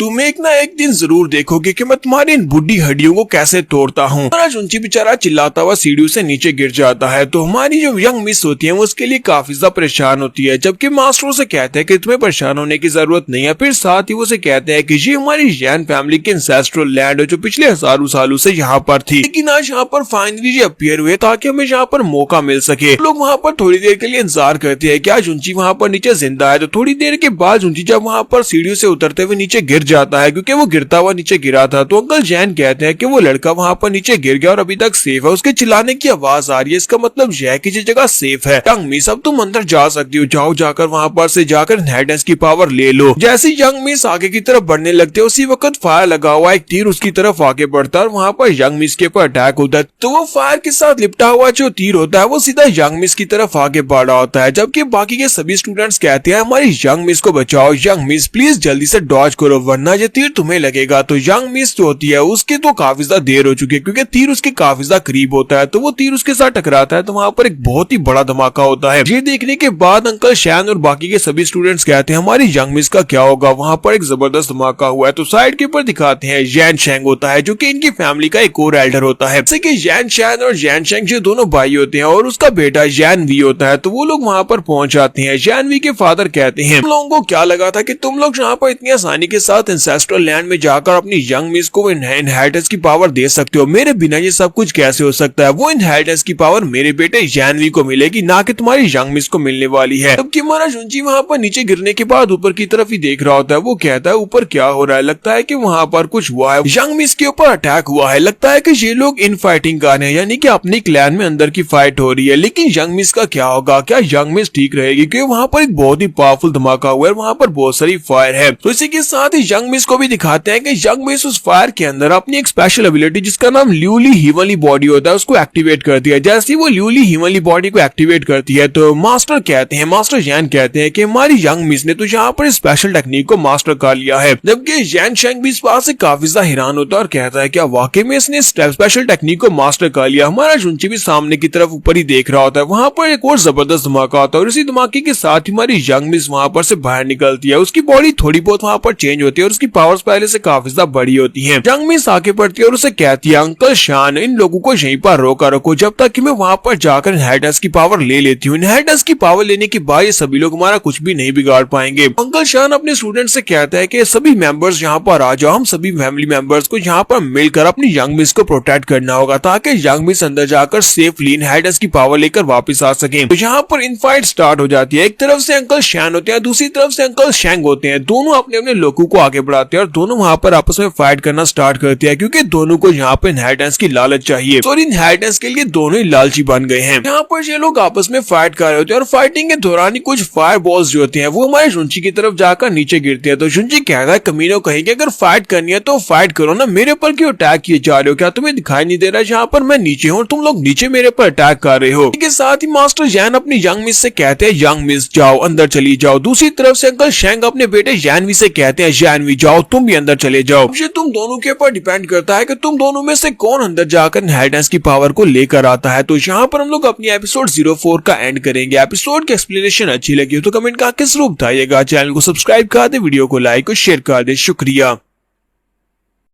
तो गाइस कैसे हैं आप सब लोग। द एस्केपर के एपिसोड 05 के साथ हाजिर हो। तो लास्ट एपिसोड के एंड पे हमने देखा था कि हमारा जुंची वहां पर बुरी हालत में है क्योंकि उसके ऊपर वहां पर अटैक हो रहे हैं, जबकि बाकी के सभी लोग ऊपर फाइट कर रहे हैं। उस बेचारे के ऊपर तो खामहाई अटैक हुए जा रहे हैं। लास्ट सीन के ऊपर देखा था कि मास्टर शैंग और मास्टर शैन दोनों ही अपने बच्चों से कहते हैं कि चलो जल्दी से अंदर चले जाओ। तुम दोनों के ऊपर डिपेंड करता है कि तुम दोनों वहां पर जाकर इनहेरिटेंस की पावर ले सकते हो या नहीं। जो भी इनहेरिटेंस की पावर लेगा उसी के बाद यहाँ पर फैसला होगा कि कौन इस फैमिली को डोमिनेट करेगा। तो यहीं पर हमारे जुंची को भी दिखाते हैं कि उस बेचारे की तशरीफ पर आग लगी होती है। वो वहां पर चिल्ला रहा होता है और कहता है कमीनों कहीं के ऊपर फायर करो, यहाँ पर मेरे पर अटैक क्यों कर रहे हो। वो आग को बुझाता है। इसी के साथ उसके सर के ऊपर आकर एक पत्थर पड़ता है। हमारा जुंची कहता है कि मेरी तो किस्मत ही खराब है, ये सभी कमीने ऊपर फायर कर रहे हैं लेकिन यहाँ पर अटैक मेरे ऊपर हो रहे हैं। फिर साथ ही वो चिल्लाकर उनसे कहता है यंग मिस, अगर तुम्हें फाइट करनी है तो जाकर ऊपर फाइट करो ना, तुम दोनों यहाँ पर नीचे क्यों चले आए हो। तुम्हें यहाँ पर आकर मेरे पास फाइट करने की कोई जरूरत नहीं है। अगर दोबारा मेरे पर अटैक हुआ तो मैं वादा करता हूँ कि मैं अंदर जाऊंगा और जाकर तुम्हारी उस इनहेरिटेंस को बर्बाद कर दूंगा, वो जो भी होगी। बात सुनने के बाद जैनवी हमारे जुंची के ऊपर अटैक कर देता है। वो कहता है कमीने अपना मुंह बंद करो। वो अटैक करता है तो हमारा जुंची कहता है ये क्या, इसने तो फिर से मेरे पर अटैक कर दिया और ये अटैक काफी ज्यादा पावरफुल होने वाला है। तो वो अटैक वाकई में काफी ज्यादा पावरफुल होता है, लेकिन हमारा जुंची जैसे तैसे करके उस अटैक को फेस कर लेता है। तो उस अटैक की वजह से हमारा जुंची की बॉडी के ऊपर ज्यादा कोई इफेक्ट नहीं होता, हालांकि मुंह से बस थोड़ा सा ब्लड निकलता है। तुम्हारा जुंची कहता है क्या तुम यहाँ पर मुझे मारने की कोशिश कर रहे हो, क्या तुम्हें लगता है कि मैं एक आसान टारगेट हूँ क्योंकि मेरे पास कल्टीवेशन की पावर नहीं है, बेवकूफ कहेंगे। इसी के साथ ही हमारा जुंची टेम्पल की तरफ अंदर की तरफ भागना शुरू करता है और कहता है क्या तुम्हें लगा था कि मैं यहाँ पर मजाक कर रहा हूँ। मैं मजाक नहीं कर रहा था, मैं जाकर अंदर उस इनहेरिटेंस की पावर को बर्बाद करने वाला हूँ। वो इनहेरिटेंस की पावर अब तुम में से किसी को भी नहीं मिलेगी। तो ये देखने के बाद यंग मिस कहती है ऐसा मत करना, जबकि जैनवी से कहता है मैं तुम्हें ऐसा करने ही नहीं दूंगा। और वो दोनों भागते हुए उसके पीछे लग जाते हैं ताकि वो लोग अंदर जाकर इनहेरिटेंस की पावर को ले सके, जबकि हमारा जुंची भागता हुआ अंदर जाता है ताकि इनहेरिटेंस की पावर को बर्बाद कर सके। तो नेक्स्ट सीन में अंदर का दिखाया जाता है। ये लोग भी अंदर पहुंच जाते हैं। टेंपल के अंदर का सीन दिखाते हैं जहाँ पर इनहेरिटेंस की पावर पड़ी होती है। वहां पर से बहुत सारी एनर्जी निकल रही होती है एक कॉल्ड्रॉन के अंदर से। तो ये सभी लोग कहते हैं वो लड़का कहाँ पर चला गया, वो यहाँ पर दिखाई नहीं दे रहा। तो हमारा जुंची क्योंकि पहले अंदर आया था वो जाकर एक पिलर के पीछे छुप जाता है। तो हमारा जुंची कहता है कि इन लोगों को क्या लगा था कि मैं यहाँ पर इतनी आसानी से इन लोगों के ट्रैप में फंस जाऊंगा। मैं यहाँ पर इतना बेवकूफ नहीं हूँ, क्योंकि इनहेरिटेंस की पावर जो भी हो वो काफी ज्यादा स्पेशल होगी और अगर उसके करीब जाएंगे तो वहां पर और भी ज्यादा ट्रैप्स होंगे। मैं ट्रैप्स में नहीं फंसने वाला, मैं यहीं पर छुप कर देखूंगा क्या होने वाला है। वहीं पर सामने इनहेरिटेंस की पावर होती है। कॉल्ड्रॉन के अंदर से बहुत सारी की पावर निकल रही होती है, यही इनहेरिटेंस की पावर होती है। तो हमारा जुंची से देखने के बाद कहता है ये तो वाकई में बहुत ज्यादा स्पेशल लगती है, उसके अंदर से तो बहुत सारी एनर्जी निकल रही है। मुझे तो यहाँ पर इसको देखकर मुंह में पानी आ रहा है। दूसरी तरफ जैनवी और यंग मिस दोनों ही भागते हुए आगे की तरफ बढ़ते हैं क्योंकि उन दोनों में यहाँ पर एक रेस लगी हुई है कि कौन यहाँ पर इनहेरिटेंस की पावर को पहले लेता है। दोनों में से जिसके पास इनहेरिटेंस की पावर आएगी वही यहाँ पर फैमिली का अगला लीडर बनने वाला। दोनों भागते हुए आगे बढ़ते हैं। जैसे ही वो जाकर इनहेरिटेंस की पावर को हाथ डालने लगते हैं उसी वक्त वहां पर जबरदस्त एनर्जी फ्लो निकलता है क्योंकि यहाँ पर एक बैरियर होता है जो कि इनहेरिटेंस की पावर को गार्ड कर रहा था। और उस बैरियर के साथ टकराने के साथ ही इफेक्ट इतना पावरफुल होता है कि दोनों उड़ते हुए पीछे गिरते हैं। दोनों जाकर दीवार के साथ टकराते हैं और दोनों बहुत ही बुरी तरह से जख्मी हो जाते हैं। दोनों जख्मी होने के बाद ग्राउंड के ऊपर गिरते हैं। यंग मिस काफी ज्यादा बुरी हालत में होती है। यंग मिस कहती है ये तो यहाँ पर एक बैरियर था। तो हमारा जुंची भी वहां पर से बाहर निकल आता है और कहता है अब तुम दोनों यहाँ पर अपनी बॉडी को मूव भी नहीं कर सकते क्योंकि तुम दोनों बुरी हालत में हो। तो जुंची कहता है कि अब यहाँ पर मैं इंचार्ज हूँ, अब जो भी होगा वो मैं करूंगा। तो हमारे जुंची को इतना तो पता चल गया है कि वो जो ट्रेजर है उसको हाथ नहीं लगाया जा सकता क्योंकि उसके अंदर से इतनी पावरफुल एनर्जी निकलती है कि उसके साथ कोई भी हिट हो सकता है। तो वो कहता है कि मैं इसको टच तो नहीं करूंगा इन दोनों बेवकूफों की तरह, मैं इसे दूर से देख ही सकता हूँ। फिर साथ ही वो कहता है हमारा जुंची साथ ही यंग मिस से कहता है कि तुम दोनों के साथ बिल्कुल ठीक हुआ है, तुम लोग यहाँ पर मुझे मारना चाहते थे, तुम दोनों के साथ ये बिल्कुल ठीक हुआ है। साथ ही हमारा जुंची कहता है कि मैं इतना भी लालची नहीं हूँ, मैं बस यहाँ पर इनसे काम चला लूंगा। पिलर के अंदर कुछ क्रिस्टल्स लगे होते हैं, वो डायमंड क्रिस्टल्स होते हैं। तो वो डायमंड क्रिस्टल्स को निकालना शुरू करता है और कहता है कि मैं लालची इंसान नहीं हूँ, मुझे इनहेरिटेंस नहीं चाहिए, मुझे बस यही चाहिए। और वो वहां पर से सभी क्रिस्टल्स को निकाल लेता है। वहां पर बहुत सारे क्रिस्टल्स होते हैं। तो हमारा शुंची वहां पर एक भी क्रिस्टल को नहीं छोड़ता। ये देखने के बाद जानवी और यंग मिस दोनों ही काफी गुस्सा आते हैं और कहते हैं ये कह रहा था कि ये लालची नहीं है और इसने यहाँ पर एक भी क्रिस्टल नहीं छोड़ा, सारे के सारे निकाल लिए। जानवी अपने पास एक पिल निकालता है। जानवी उस पिल को निकालता और कहता है कि एक बार मैं इस पिल को खा लूं, उसको खाने के बाद मैं रिफाइन खा लूं, मेरी बॉडी फिर से पहली नई कंडीशन में हो जाएगी। उसके बाद मैं तुम दोनों को मार डालूंगा। और साथ ही वो पिल को खा जाता है और उसको कल्टीवेट करना स्टार्ट करता है। वो पिल को बैठकर रिफाइन कर रहा था ताकि अपने आप को हील कर सके। जबकि यंग मिस हमारे जुंची से कहती है कि जुंची जल्दी से आगे बढ़ो, जाकर जानवी को मार डालो, क्योंकि अगर तुम जानवी को यहाँ पर नहीं मारते तो 15 मिनट के बाद वो अपनी पावर्स को रिस्टोर कर लेगा और उसके बाद हम दोनों को मार डालेगा। तो जुंची उसे कहता है कि मैं यहाँ पर तुम्हारी बात क्यों सुनूं और तुम्हारी बात क्यों मानूं, मेरे पास क्या वजह है। तो यंग मिस उसे कहती है क्या तुम यहाँ पर वाकई में मरना चाहते हो, क्योंकि हम लोग तो शायद तुम्हें ना ही मारे लेकिन ये लड़का तुम्हें वाकई में मार डालेगा, इसलिए तुम्हें मेरी बात को मानना होगा, अभी जाकर उसको मार डालो। तुम्हारा शुंची उसकी बात सुनने के बाद आंखों में दिल लेकर उसकी तरफ आगे बढ़ता है। लाट टपक रही होती है क्योंकि वो उसके साथ कुछ करने के लिए आगे बढ़ रहा होता है। यंग मिस अपनी इज्जत बचाते हुए उसे कहती है ये तुम क्या घटिया अपने दिमाग में सोच रहे हो, ऐसा कुछ भी मत करने के बारे में सोचना। इस तरह की सिचुएशन में तुम इस तरह की बात कैसे सोच सकते हो, थोड़ी देर बाद तुम जानवी के हाथों से मरने वाली हो और तुम यहाँ पर मेरे साथ कुछ करने के बारे में सोच रहे हो। तुम्हारा जुंची उसे कहता है कि मैं यहाँ पर तुम्हारी हेल्प बिल्कुल भी नहीं करूंगा, अगर तुम मुझे यहाँ पर ये बताओ कि मुझे इसके बदले में क्या फायदा होने वाला है तो उसके बाद में तुम्हारी हेल्प कर सकता हूँ। यंग मिस उसे कहती है अच्छा ठीक है, बताओ कि तुम्हें मुझसे क्या चाहिए। तुम्हारा जुंची उसे कहता है हाँ ठीक है मैं तुम्हें बताता हूँ। तो नाक से खून बहते हुए चेहरे के ऊपर शर्माहट के साथ वो उसे कहता है पहले तुम्हें मुझे किस करना होगा, फिर मेरे कपड़े उतारने होंगे और फिर तुम्हें मेरे साथ बिस्तर के ऊपर सोना होगा। तो ये किस से शुरू होकर एंड तक ही पहुंच गया तो सीधे ही कह देता कि मेरे साथ सोना है। फिर साथ ही उसे कहता है अगर यहाँ पर थोड़ा सा रोमांटिक माहौल बनाना है तो तुम मेरे साथ एक साथ नहा भी सकती हो। तो यंग मिस इस बात से काफी गुस्सा आती है लेकिन उसके पास और कोई ऑप्शन नहीं होता। वो उसे कहती है ठीक है मैं तुम्हारी शर्त मान लेती हूँ, ठीक है पहले जाओ जाकर इसको मार डालो। तो जुंची से कहता है क्या मैं तुम्हें कोई बेवकूफ दिखाई देता हूँ, मैं यहाँ पर तुम्हारे पर भरोसा क्यों करूँ, बाद में तुम मुकर जाओ अगर मैं इस लड़के को मार डालूं। तुम्हारी यंग मिस यहाँ पर अपने चार्म्स को यूज करते हुए शर्माते हुए उसे कहती है क्या तुम्हें लगता है कि मैं यहाँ पर इस बात के लिए एग्री नहीं करूंगी, तुम मेरे प्यारे हस्बैंड हो, प्यारे हस्बैंड आज रात हम दोनों एक ही बिस्तर पर सोएंगे। तुम्हारा जुंची उसकी बात सुनते ही फिर से फ्लैट हो जाता है। वो कहता है हाँ तुम तो बहुत ज्यादा खूबसूरत हो, ठीक है मैं तुम्हारी बात मान लेता हूँ। इसी के साथ हमारा जुंची कहता है अब देखो तुम्हारा हस्बैंड यहाँ पर तुम्हारे लिए क्या करेगा, तुम्हारा हस्बैंड तुम्हारी जान बचाने के लिए यहाँ पर सामने वाले लड़के को मार डालेगा। और इसी के साथ ही वो तलवार उठाता है, अपनी तलवार उठाता है और कहता है कि अब मैं इसे मारने के लिए जा रहा हूँ। हमारा जुंची जाकर अपनी तलवार को उसके सामने करता है और साथ ही सोच रहा होता है क्या ये लड़की वाकई में यहाँ पर ये चाहती है कि मैं इसको मार डालूं, लेकिन मैंने तो आज से पहले कभी भी किसी को मारा नहीं है। तो यंग मिस को भी पता चल जाता है। वो उसे कहती है अब ये मत कहना कि तुमने अपनी जिंदगी में कभी भी किसी आदमी की जान नहीं ली, क्या वाकई में तुमने किसी को नहीं मारा। तुम्हारा जुंची पीछे की तरफ मुड़ता है और उसे कहता है बकवास बंद करो, ऐसा नहीं हो सकता, मैंने बहुत सारे आदमियों की जान लिया है, तुमने अपनी सारी जिंदगी में इतने कदम भी नहीं चले होंगे जितने ज्यादा आदमियों की जान मैं ले चुका हूँ, मैं बहुत सारे लोगों को मार चुका हूँ, क्या तुम यहाँ पर मुझे शर्मिंदा करना चाहती हो। ये कहकर मैंने किसी की जान नहीं ली।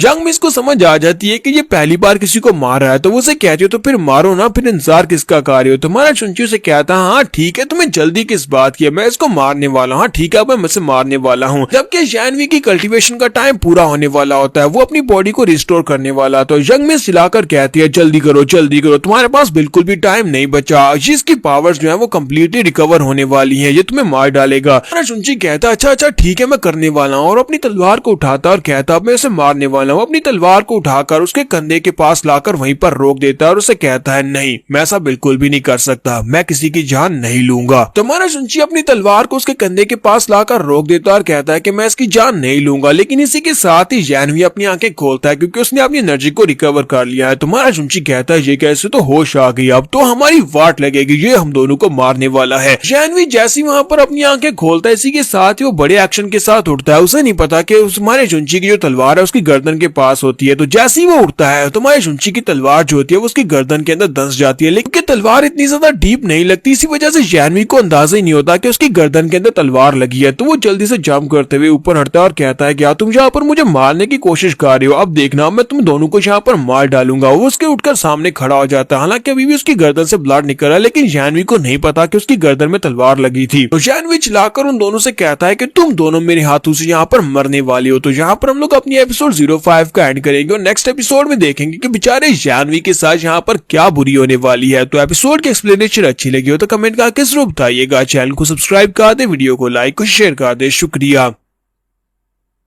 दी एस्केपर की लास्ट एपिसोड के एंड पे हमने देखा था कि हमारे जुंची की तलवार जो होती है वो जानवी की गर्दन के अंदर दंस जाती है, लेकिन जानवी को अभी तक इस बारे में नहीं पता कि तलवार उसकी गर्दन में लग चुकी है। हालांकि उसकी गर्दन से ब्लड के झरने बह रहे होते हैं और वो खड़ा होकर गुस्से के साथ चिल्लाकर उनसे कहता है कि तुम दोनों अब मेरे हाथों से मरोगे। तो नेक्स्ट एपिसोड की एक्सप्लेनेशन स्टार्ट करने से पहले फिर से आपसे रिक्वेस्ट है कि अगर आप मेरे चैनल पर नहीं हो और अभी तक चैनल को सब्सक्राइब नहीं किया हुआ तो जल्दी से चैनल को सब्सक्राइब कर दे, वीडियो को लाइक और शेयर कर दे। हाँ, लाइक जरूर किया करो यार, लाइक नहीं करते आप लोग, व्यूज ज्यादा होते हैं और लाइक बहुत ज्यादा कम होते हैं। तो इस एपिसोड की शुरुआत में हमारा जुंची जो होता है वो अपनी तलवार की तरफ देखता है। तलवार की नोक पर ब्लड लगा होता है। इस बात से हमारा जुंची सोच रहा होता है ये क्या, लगता है मेरी तलवार की गर्दन के दंस गया। तो साथ ही उसे कहता है क्या तुम्हें वाकई में लगता है कि तुम्हारी गर्दन बिल्कुल ठीक है। जानवी उसकी बात सुनने के बाद कहता है क्या बकवास कर रहे हो, क्या मेरी गर्दन के बारे में क्या। और साथ ही वो अपनी गर्दन के ऊपर हाथ लगाता है तो उस बेचारे की गर्दन के अंदर से बहुत सारा ब्लड बह रहा होता है, उसके हाथों के ऊपर ब्लड लगा होता है। इस बात से वो काफी ज्यादा हैरान होता है और कहता है ये क्या, मेरी गर्दन से ब्लड निकल रहा है। फिर साथ ही वहां पर से ब्लड का एक झरना निकलता है। तो जानवी कहता है ये क्या, मेरी तो वाट लग गई। और इसी के साथ ही वहीं पर गिरता और मर जाता है। जबकि दूसरी तरफ हमारा जुंची भी यहाँ पर शॉक में होता है। जुंची कहता है क्या मैंने किसी को मार दिया। तो जंगमी उसे कहती है हाँ तुमने यहाँ पर जानवी को मारा है, तुमने इसकी जान ली है। तुम्हारे जुंची बेचारे के होश उड़ जाते हैं। वो चिल्लाकर कहता है क्या मैंने वाकई में किसी को मार दिया, ये क्या हो गया, मैंने किसी को मार दिया, मैंने किसी को मार दिया। और वो वहाँ पर पागलों की तरह चिल्लाना शुरू कर देता है। जबकि जंगमी वहाँ पर हल्का सा मुस्कुरा रही होती है। ये बात तो वाकई में सच निकली कि इसने पहली बार किसी की जान ली है। तो जंगमी उसे कहती है क्या तुम्हें पता है कि कल्टीवेशन की दुनिया में जहाँ पर खून खराबा तो आम सी बात है, तुम्हें ज्यादा परेशान होने की जरूरत नहीं है, ना इस बारे में ज्यादा सोचने की जरूरत है, क्योंकि एक कल्टीवेटर किसी वक्त भी कभी भी मर सकता है किसी दूसरे कल्टीवेटर के हाथ से। जबकि हमारा सीधा साधा जुंची चलाकर उसे कहता है कि अपनी बकवास बंद करो, मैंने तो अपनी जिंदगी में कभी किसी चिकन को भी नहीं मारा, तो आज तुमने मेरे हाथों से एक इंसान को मरवा दिया, ये बहुत ही बुरा है, मुझे बहुत बुरा फील हो रहा है। तो जंगमी उसे कहती है कि बस करो। वहां पर सामने की तरफ देखते हैं तो इनहेरिटेंस की पावर जो होती है और भी ज्यादा एक्टिव हो जाती है। तो जंगमी कहती है यहाँ पर से तो बहुत सारी पावर निकल रही है, ये सारी की सारी अर्थ की पावर निकल रही है, यहाँ पर अर्थ की पावर है। तुम्हारा जुंची उसे कहता है कि ये अर्थ की पावर क्या होती है। तो जंगमी यहाँ पर हमारे जुंची को बताती है कि अर्थ लिंगशी क्या होती है। वो उसे लिंगशी के बारे में बता रही होती है कि ये दो तरह की एनर्जी होती है, एक हीवन की एनर्जी होती है और दूसरी अर्थ टाइप की एनर्जी होती है। हीवन की एनर्जी में ऊपर चांद और सूरज से एनर्जी निकलती है, वो चांद और सूरज की एनर्जी जो होती है वो हीवनली एनर्जी कहलाती है। जहाँ तक कि हीवनली एनर्जी के बारे में ये भी कहा जाता है कि वो स्टार से लक की पावर भी ले सकती है। और जो अर्थ की एनर्जी होती है वो जमीन के रिलेटेड होती है और ग्राउंड के ऊपर सब कुछ चीजों को मेंटेन करती है और ग्राउंडली एनर्जी कहलाती है। जंगमी सोच रही होती है कि मुझे यहाँ पर से इनहेरिटेंस की पावर को लेना ही होगा, क्योंकि इसको लेने के बाद ही हमारे लिए सब कुछ ठीक हो जाएगा। तो इसी के साथ ही वो आगे बढ़ती है और साथ ही अपनी ल्यूली हिमाली बॉडी को भी एक्टिवेट कर लेती है। अपनी बॉडी को एक्टिवेट करती है तो हमारा चुंची उसकी तरफ देखकर कहता है ये तो बहुत ज्यादा खूबसूरत है। पहली की तरह इसने फिर से यहाँ पर उसी टेक्निक को यूज किया है। जंगमी वहाँ पर स्पेशल टेक्निक को यूज करने के बाद अपनी स्पेशल बॉडी को एक्टिवेट करने के बाद आगे बढ़ती है ताकि जाकर वहाँ पर से उस स्पेशल पावर को ले सके, इनहेरिटेंस की पावर को ले सके। तो अब क्योंकि उसने अपनी स्पेशल बॉडी को एक्टिवेट किया हुआ है तो इसके साथ ही वो आगे बढ़ती है उस स्पेशल इनहेरिटेंस की पावर के पास। कॉल्ड्रॉन के पास जाकर उस पावर को लेने लगी है। तो वहां पर और भी बहुत सारे कॉल्ड्रॉन्स होते हैं। इस बार भी उसके ऊपर अटैक होता है, लेकिन तो इस बार के अटैक की वजह से यंग मिस जो होती है वो उड़ती हुई फिर से ग्राउंड के ऊपर जाकर गिरती है और कहती है ये क्या, मुझे नहीं लगता कि ये टियांशी मुझे इतना अपने करीब जाने देगी। यहाँ पर तो एक बहुत ही पावरफुल बैरियर है। कि हमारा रुंची भागता हुआ उसके पास आता है, उससे कहता है कि मेरी वाइफ क्या तुम ठीक हो, क्या तुम ठीक हो। जैसे वो भागता हुआ उसके करीब आ रहा होता है उसी वक्त फिर से वहां पर से एनर्जी निकलती है। तो यंग मिस चिल्लाकर उसे कहती है रुंची अपने आप को बचाओ, यहाँ पर से फिर से एनर्जी निकल रही है और इस बार तुम्हारे पर अटैक होने लगा है। वो चिल्लाकर उसे कहती है यहाँ पर मेरे करीब मत बताना। लेकिन हमारा जुंजी जो होता है वो उसकी बात को इग्नोर करते हुए उसके करीब चला जाता है। जैसे ही वो उसके करीब पहुंचता है इसी के साथ हमारे जुंजी के ऊपर अटैक होता है। हमारे जुंजी के ऊपर जब अटैक होता है वो एनर्जी उसकी बॉडी के अंदर जाती है, तो यहीं पर हमारे जुंजी फिर से उन्हीं रीइंकार्नेशंस को फेस करता है, वही रीइंकार्नेशन जो उसने पहले फेस की थी। जैसे ही हमारा जुंजी वहां पर रीइंकार्नेशंस को फेस करता है तो वो एनर्जी जो होती है उसकी बॉडी के साथ टकराती है और इसी के साथ ही बैरियर टूट जाता है और हमारे जुंजी की बॉडी के ऊपर ज्यादा कोई फर्क नहीं पड़ता। इस बात से यंग मिस भी काफी ज्यादा हैरान होती है और कहती है तुमने ऐसा कैसे किया, तुम तो यहाँ पर बिल्कुल जख्मी भी नहीं हुए, तुम्हारे ऊपर एनर्जी से अटैक हुआ लेकिन तुम जख्मी नहीं हुए। तुम्हारा जुंजी उसे कहता है कि मुझे ये कैसे पता होगा कि मैंने ये सब कुछ कैसे किया है, मुझे कुछ भी इस बारे में नहीं पता।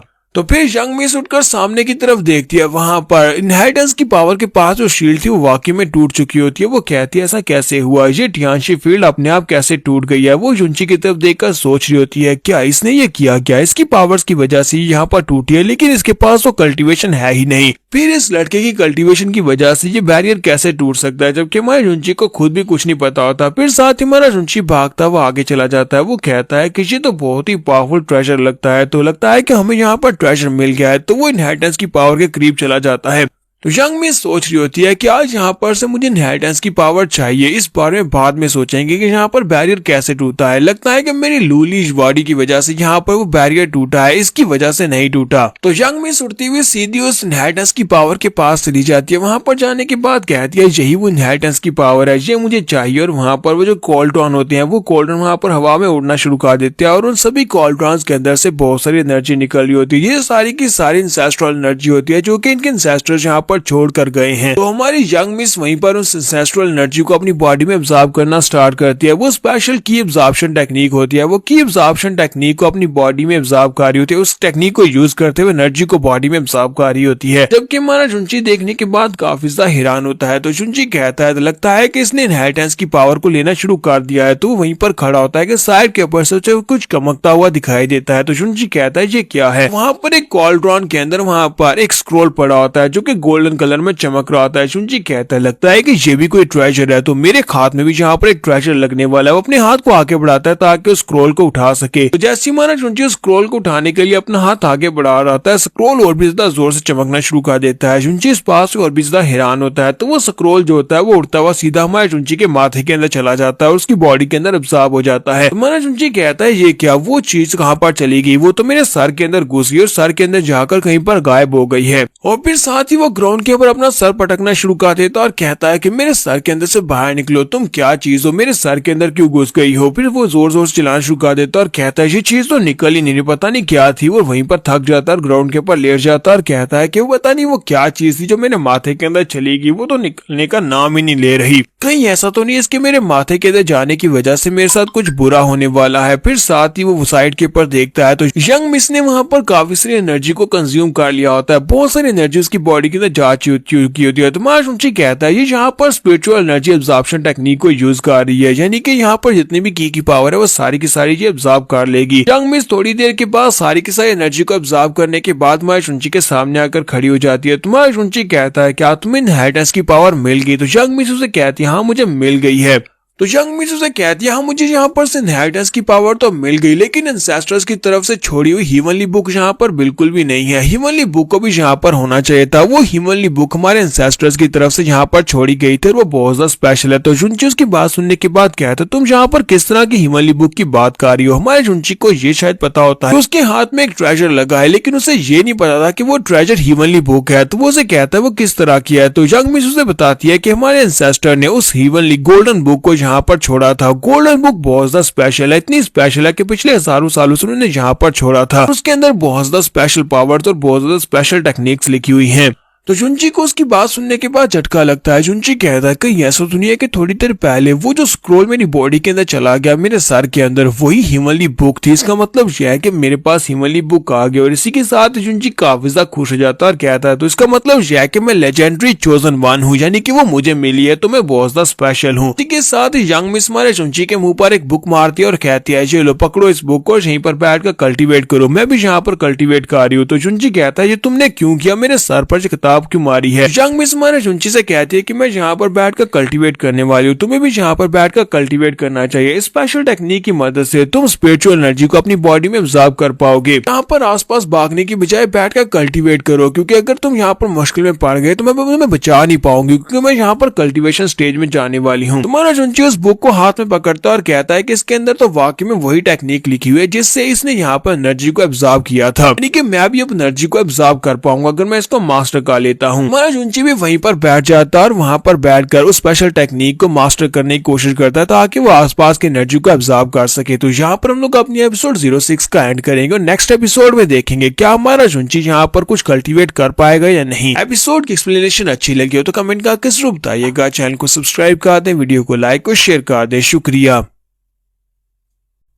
तो गाइस कैसे हैं आप सब लोग। दी एस्केपर की एपिसोड 07 के साथ हाजिर हो। तो लास्ट एपिसोड के एंड पे हमने देखा था कि हमारी जुंची को यंग मिस अपने पास एक बुक देती है जिसके अंदर की एब्जॉर्प्शन टेक्निक लिखी होती है। वो उसे कहते हैं कि यहीं पर बैठकर इसको कल्टीवेट करो, इसको रिफाइन करो, क्योंकि मैं भी यहाँ पर बैठकर कल्टीवेट करने वाली हूँ और मैं यहाँ पर तुम्हें बचा नहीं पाऊंगी अगर तुम मुश्किल में पड़ जाते हो। तो वहीं पर उस कल्टीवेशन बुक को पकड़ता दोनों बैठकर कल्टीवेट करना स्टार्ट कर देते हैं। थोड़ी देर के बाद का सीन दिखाते हैं। अंकल शैन जैन वहाँ पर पहुंच जाते हैं। तो अंकल जैन अपने साथियों के साथ वहाँ पर पहुंचते हैं और यंग मिस को वहाँ पर देखते हैं कि वो कल्टीवेट कर रही है। वो कहती है यंग मिस तो बिल्कुल ठीक है, चलो शुक्र है कि यंग मिस ठीक है। फिर साथ ही वो साइड के ऊपर जानवी की तरफ देखते हैं तो जानवी की डेड बॉडी वहाँ पर पड़ी होती है। तो वो कहते हैं जानवी तो मर चुका है। उसके बाद अंकल चांज होते हैं, वो यंग मिस के पास जाते हैं और जाकर कहते हैं यंग मिस क्या आपने खत्म कर लिया, क्या आपने इनहेरिटेंस की पावर को रिफाइन कर लिया। तो यंग मिस अपनी आंखें खोलती है और उसे कहती है हाँ मैंने कर लिया, मैंने इनहेरिटेंस की पावर को ले लिया है। तो इस बात से अंकल शान बहुत ज्यादा खुश हो जाते हैं और कहते हैं ये तो हमारे लिए, हमारी फैमिली के लिए एक बहुत ही बड़ी ग्रेस की बात है। हमारी जैन फैमिली में दोबारा से एक बहुत ही बड़ी फैमिली बनने वाली है, हमारी जैन फैमिली राइज कर जाएगी। जबकि हमारा जुंची भी उठकर खड़ा हो जाता है और उसे कहता है खुसट कहीं कि ये जो इनहेरिटेंस की पावर है जो तुम्हारी यंग मिस ने ली है तुमने नहीं ली, तो फिर तुम इतना ज्यादा खुश क्यों हो रहे हो। जबकि बुढ़ा आदमी जो होता है वो यानी मास्टर जैन जो होते हैं वो उसकी तरफ देखते हैं और गुस्से के साथ उसे कहते हैं लड़के तुम अभी तक जिंदा हो, तो अब तुम बिल्कुल भी जिंदा नहीं बचोगे। और वो सभी लोग गुस्से के साथ हमारे जुंची को घूर कर देखते हैं और कहते हैं यंग मिस प्लीज अब साइड के ऊपर हो जाए, अब हमें इस लड़के को मारने दे। हमने इस लड़के के साथ आपकी नकली शादी करवाई लेकिन ये आपकी रेपुटेशन का सवाल है, क्योंकि अब आप इनहेरिटेंस की पावर लेने के बाद जैन फैमिली की लीडर बनने वाली हैं। तो हम नहीं चाहते कि इस तरह का कोई कीड़ा मकोड़ा आपके आसपास रहे, तो हम इसे अभी मार डालते हैं। जबकि हमारी यंग मिस उनसे कहती है प्लीज इसे जाने दे, मैंने पहले भी कहा था कि इसका काम खत्म होने के बाद से जाने देंगे। कि अंकल जैन जो होते हैं उसकी बात को इग्नोर करते हुए कहते हैं नहीं, हमें अपनी जैन फैमिली की इज्जत बचाने के लिए इसको मारना होगा। अपनी पावर्स को रिलीज करते हुए जुंची के ऊपर अटैक करने के लिए आगे बढ़ते हैं। जबकि हमारी यंग मिस उसके सामने खड़ी हो जाती है और कहती है ऐसा नहीं हो सकता, हमारी जैन फैमिली किसी भी ऐसे के साथ अनग्रेटफुल नहीं हो सकती जिसने हमारे पर एहसान किया हो, जिसने हमारे साथ कुछ अच्छा किया हो।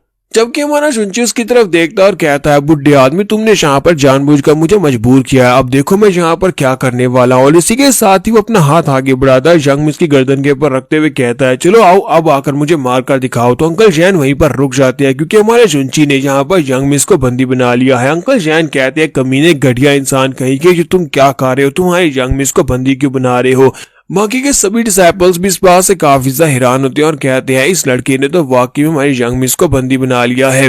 तो हमारा जुंची उन सभी लोगों से कहता है कि तुम सभी लोग अगर यहाँ पर अपनी यंग मिस को मरा हुआ देखना चाहते हो तो जल्दी से आ जाओ, चलो देखते हैं कि मैं तुम्हारी यंग मिस को मार पाता हूँ या नहीं। तुम सभी लोग आजमा कर देख सकते हो। तो मास्टर जैन हमारे जुंची से कहते हैं लड़के तुम्हारे अंदर इतनी हिम्मत नहीं है कि तुम हमारी यंग मिस के साथ ऐसा कुछ कर सको, तुम यंग मिस के साथ ऐसा कुछ भी नहीं करोगे, हमारी यंग मिस को जाने दो वरना मैं तुम्हें बहुत ही बुरी मौत मारूंगा। जबकि हमारा जुंची से कहता है कि बुढ़े आदमी क्या तुम्हें लगता है कि मैं तुम्हारी यंग मिस के साथ ऐसा कुछ नहीं कर सकता, मैं तो इसके साथ और भी बहुत कुछ कर सकता हूँ। और इसी के साथ ही हमारा जुंची उसको अपनी तरफ खींचता है और साथ ही उसके होंठों के ऊपर उसे किस कर देता है। तुम्हारा जुंची सभी के सामने उसे किस कर देता है। ये देखने के बाद जैन फैमिली के सभी लोगों के मुंह खुले खुले रह जाते हैं। वो कहते हैं इस कमीने को रोको, इस कमीने को रोको, इसने हमारी यंग मिस को किस कर दी, ऐसा कैसे हो सकता, अब तो इसे मरना होगा। वो सभी लोग और भी ज्यादा गुस्सा हो जाते हैं। जबकि हमारा जुंची वहां पर कहता है अब देखो जरा क्या मैं यहाँ पर और क्या कुछ कर सकता हूँ। जबकि यंग मिस वहां पर शर्मा रही होती है क्योंकि अब उसे जुंची से प्यार हो गया है। तुम्हारा जुंची और सभी लोगों से कहता है कि तुम सभी लोग यहाँ पर इस तरह हैरान होकर क्यों देख रहे हो, क्योंकि हम दोनों शादीशुदा हैं, हम दोनों हस्बैंड एंड वाइफ है, तो हम लोग जहाँ पर चाहे वहां पर किस कर सकते हैं। यंग मिस हमारे जुंची से कह रही होती है प्लीज जुंची जुंची मुझे छोड़ो और जहाँ पर मुझे जाने दो, मैं तुमसे वादा करती हूँ कि मैं तुम्हें जहाँ पर से जिंदा जाने दूंगी, इन सभी को मैं तुम्हें कुछ भी नहीं करने दूंगी, और जहाँ पर दोबारा ऐसा करने के बारे में सोचना मत, मुझे किस विस किया तो फिर मैं तुम्हें बिल्कुल ही माफ नहीं करूंगी। अंकल जैन कहते हैं अच्छा ठीक है जुंची, ठीक है जंगमिस को छोड़ दो, मैं तुमसे वादा करता हूँ तुम यहाँ से सेफली जा सकते हो। जुंची कहता है क्या मैं तुम्हें बेवकूफ दिखाई देता हूँ, मुझे लगता है कि तुम यहाँ पर मुझे पर दोबारा अटैक करोगे। लोगों ने पहले मुझे यहाँ पर बलि के बकरे के तौर पर यूज किया, फिर मुझे एक शील्ड के तौर पर यूज किया, और उसके बाद मुझे एक टेस्टिंग सब्जेक्ट के तौर पर यूज किया। हर बार यहाँ पर मुझे मारने की पूरी कोशिश की गई, और मैं यहाँ पर तुम्हारी बातों के ऊपर बिल्कुल भरोसा नहीं करने वाला। वो अपनी तलवार उठाता है, जंगमिस की गर्दन के ऊपर रखते हुए कहता है तुम सभी लोग यहाँ पर पीछे रहो, मुझे तुम्हारी किसी बात के ऊपर भरोसा नहीं है। दोनों यहाँ से इकट्ठे बाहर निकलेंगे। जुंची के साथ ऊपर की तरफ देखता है तो वहाँ पर जितने क्रिस्टल्स होते हैं वो सभी बर्फ बांध चुके होते हैं, और साथ ही आसमान के ऊपर से बर्फ गिरी होती है। वो इस बात से काफी ज्यादा हैरान होता है और कहता है कि यहाँ पर तो आसमान है ही नहीं, केव के अंदर बर्फ कहाँ से आ रही है। तो सामने की तरफ देखता है तो वहाँ पर अंकल शान होते हैं। अंकल शैन जो होते हैं वो अपनी पावर्स को रिलीज कर रहे होते हैं। ये उनकी फैमिली की अल्टीमेट टेक्निक होती है जिसको यूज करते हुए आसपास के माहौल को आइस में चेंज कर सकते हैं। तो वो जुंची से कहते हैं लड़के तुम यहाँ पर बहुत ही बुरी तरह से मरने वाले हो, क्योंकि मैंने यहाँ पर अपनी अल्टीमेट टेक्निक को रिलीज कर दिया है। तो हमारा जुंची भी इस बात से बहुत ज्यादा हैरान हो रहा था, क्योंकि उसके पाँव जो होते हैं वो भी वहां पर बर्फ में जम जाते हैं। ग्राउंड के अंदर से आइस क्रिस्टल्स निकलते हैं और उसके पाँव वहीं पर फिक्स हो जाते हैं, यहाँ तक कि उसकी बॉडी और उसके बाजू भी वहां पर आइस में फिक्स हो जाते हैं। जुंची कहता है कि मैं तो यहाँ पर से मूव ही नहीं कर पा रहा, अब मैं क्या करूंगा। जबकि यंग मिस भागती हुई आगे बढ़ती है और अंकल शान से कहते हैं अंकल शान यहाँ पर चल क्या रहा है, ये सब कुछ क्या है। अंकल शान उसे कहते हैं ये एक स्पेशल टेक्निक है, इसको स्पिरिचुअल राम की सीक्रेट मूव कहते हैं, जो मेरा स्पेशल सीक्रेट मूव है। आज तक तुमने भी सीक्रेट मूव को नहीं देखा होगा। तो बाकी के सभी डिसाइपल्स भी अब यहाँ पर काफी ज्यादा गुस्से में होते हैं और वो आगे बढ़ते हैं और जुंची से कहते हैं तुम एक कचरे हो जो कि कल्टीवेट भी नहीं कर सकते हो, तुम यहाँ पर हमारे यंग मिस के साथ शादी का नाटक करने के लिए बुलाए गए थे और तुम यहाँ पर इस शादी को असली समझ बैठे। तुम्हें क्या लगता है कि तुम हमारे जैन फैमिली के खिलाफ जा सकते हो? तुम्हारी हिम्मत कैसी हुई यंग मिस को किस करने की? तुम हम सभी के हाथों से मरने वाले हो। जबकि हमारा जुंची वहाँ पर सोच रहा होता है, हमारा जुंची वहाँ पर महसूस करता है और कहता है ये स्पिरिचुअल राम की पावर्स है। अगर ये स्पिरिचुअल राम की पावर्स है तो इसका मतलब यह है कि मैं की एब्जॉर्प्शन टेक्निक को यूज करते हुए इसको एब्जॉर्ब कर सकता हूँ। तो वो जुंची से कहता है, जुंची उन लोगों से कहता है कि तुम सभी लोगों को बहुत बहुत शुक्रिया जो तुम लोगों ने यहाँ पर मेरे लिए सब कुछ किया है। तो अंकल शैन भी इस बात से काफी ज्यादा हैरान होते हैं और कहते हैं यहाँ पर कुछ तो गलत है। क्योंकि यंग मिस समझ आती है, यंग मिस कहती है तो की एब्जॉर्प्शन टेक्निक है, क्या ये लड़का यहाँ पर की एब्जॉर्प्शन टेक्निक को यूज करने वाला है? तुम्हारा जुंची वहीं पर खड़े खड़े की एब्जॉर्प्शन टेक्निक को यूज करते हुए एनर्जी को एब्जॉर्ब करता है और इसी के साथ ही ब्रेक थ्रू खा लेता है। वो भी वहां पर स्पिरिचुअल राम में पहुंच जाता है। तुम्हारा जुंची डायरेक्टली एस्टेब्लिशमेंट स्टेज से स्पिरिचुअल राम में पहुंच चुका है। ये देखने के बाद सभी लोग बहुत ज्यादा हैरान होते हैं और कहते हैं ये तो स्पिरिचुअल टाइड है, इसका मतलब यह है कि इस लड़के ने स्पिरिचुअल राम में कदम रख लिया। लेकिन ये तो सिर्फ और सिर्फ एक कचरा था, फिर इसकी कल्टीवेशन हम लोगों से ज्यादा आगे कैसे निकल गई, इसकी कल्टीवेशन हमसे ज्यादा इंप्रूव कैसे होगी? तुम्हारा जुंची अपने आसपास जितनी भी आइस क्रिस्टल्स होते हैं सभी को तोड़ देता है। सभी को तोड़ने के बाद तुम्हारा जुंची कहता है सभी लोगों का बहुत बहुत शुक्रिया जो मैंने यहाँ पर की एब्जॉर्प्शन को एब्जॉर्ब करना सीख लिया, वो भी स्पिरिचुअल राम के स्पेशल मूव आइस क्रिस्टल्स की वजह से। अब जुंची यहाँ पर फाइट करने के लिए रेडी है क्योंकि उसके पास अब कल्टीवेशन आ चुकी है और वो यहाँ पर अंकल शैन के बराबर आ चुका है क्योंकि वो अंकल शैन भी स्पिरिचुअल राम में है। तुम्हारा जुंची अपनी तलवार लेकर अंकल शान के ऊपर अटैक करने के लिए आगे बढ़ता है, जबकि अंकल शान वहाँ पर कहते हैं यंग मिस प्लीज साइड के ऊपर हो जाओ, और वो भी अपनी पावर्स को यूज करते हुए दोनों हाथों को सामने की तरफ करते हुए हमारे जुंची के अटैक को ब्लॉक करता है। तुम्हारा जुंची फायर पावर्स को यूज कर रहा है, दूसरी तरफ से अंकल शान वाटर पावर को यूज करते हैं। दोनों वहाँ पर अपने अपने अटैक को टकराते हैं तो अंकल शान पीछे की तरफ गिर जाते हैं, वो चिल्लाते हुए पीछे गिरते हैं कि जुंची की तलवार के अंदर से जो स्पिरिचुअल एनर्जी की वेव्स निकलती हैं वो इतनी पावरफुल होती हैं कि बाकी ये सभी लड़के भी चिल्लाते हुए पीछे की तरफ गिर जाते हैं। अंकल शान के पीछे गिरने के बाद हमारा जुंची अब आगे बढ़ता है, उसके सामने खड़ा कर उसे कहता है बुड्ढे कुत्ते कहीं के, अब देखना अब मैं तुम्हारे साथ क्या करने वाला हूँ। तुम मुझे मारना चाहते थे ना, अब देखते हैं कि तुम मुझे मार पाते हो या नहीं। अंकल शान उसे कहते हैं कि मैं जैन शेंग के साथ फाइट कर रहा था जिसकी वजह से मेरी बहुत सारी स्पिरिचुअल एनर्जी वेस्ट हुई है। तुम्हें क्या लगता है कि तुम यहाँ पर मुझे हरा पाते अगर मैं यहाँ पर अपनी एनर्जी को वेस्ट करके नहीं आता? जुंची उसे कहता है कि बकवास बंद करो, हार तो हार होती है। अपनी तलवार को उठाता और कहता है कि अब यहाँ पर मरने के लिए तैयार हो जाओ। जैसे वो अपनी तलवार उठाकर अंकल शान को मारने लगता है उसी वक्त यंग मिस भागती हुई आगे बढ़ती है और जुंची से कहती है जुंची प्लीज रुक जाओ, इसको मत मारना। जैसी वो आगे की तरफ बाड़ी होती है उसी वक्त ऊपर से पत्थर गिरना शुरू हो जाते हैं। पूरी केव जो होती है वो ढह रही होती है, ऊपर से बहुत सारे पत्थर नीचे की तरफ गिर रहे होते हैं। ये सभी लोग कहते हैं हमें निकलना होगा। तो यहाँ पर हम लोग अपनी एपिसोड 07 का एंड करेंगे। एपिसोड की एक्सप्लेनेशन अच्छी लगी हो तो कमेंट करके जरूर बताइएगा। चैनल को सब्सक्राइब कर दे, वीडियो को लाइक और शेयर कर दें। शुक्रिया।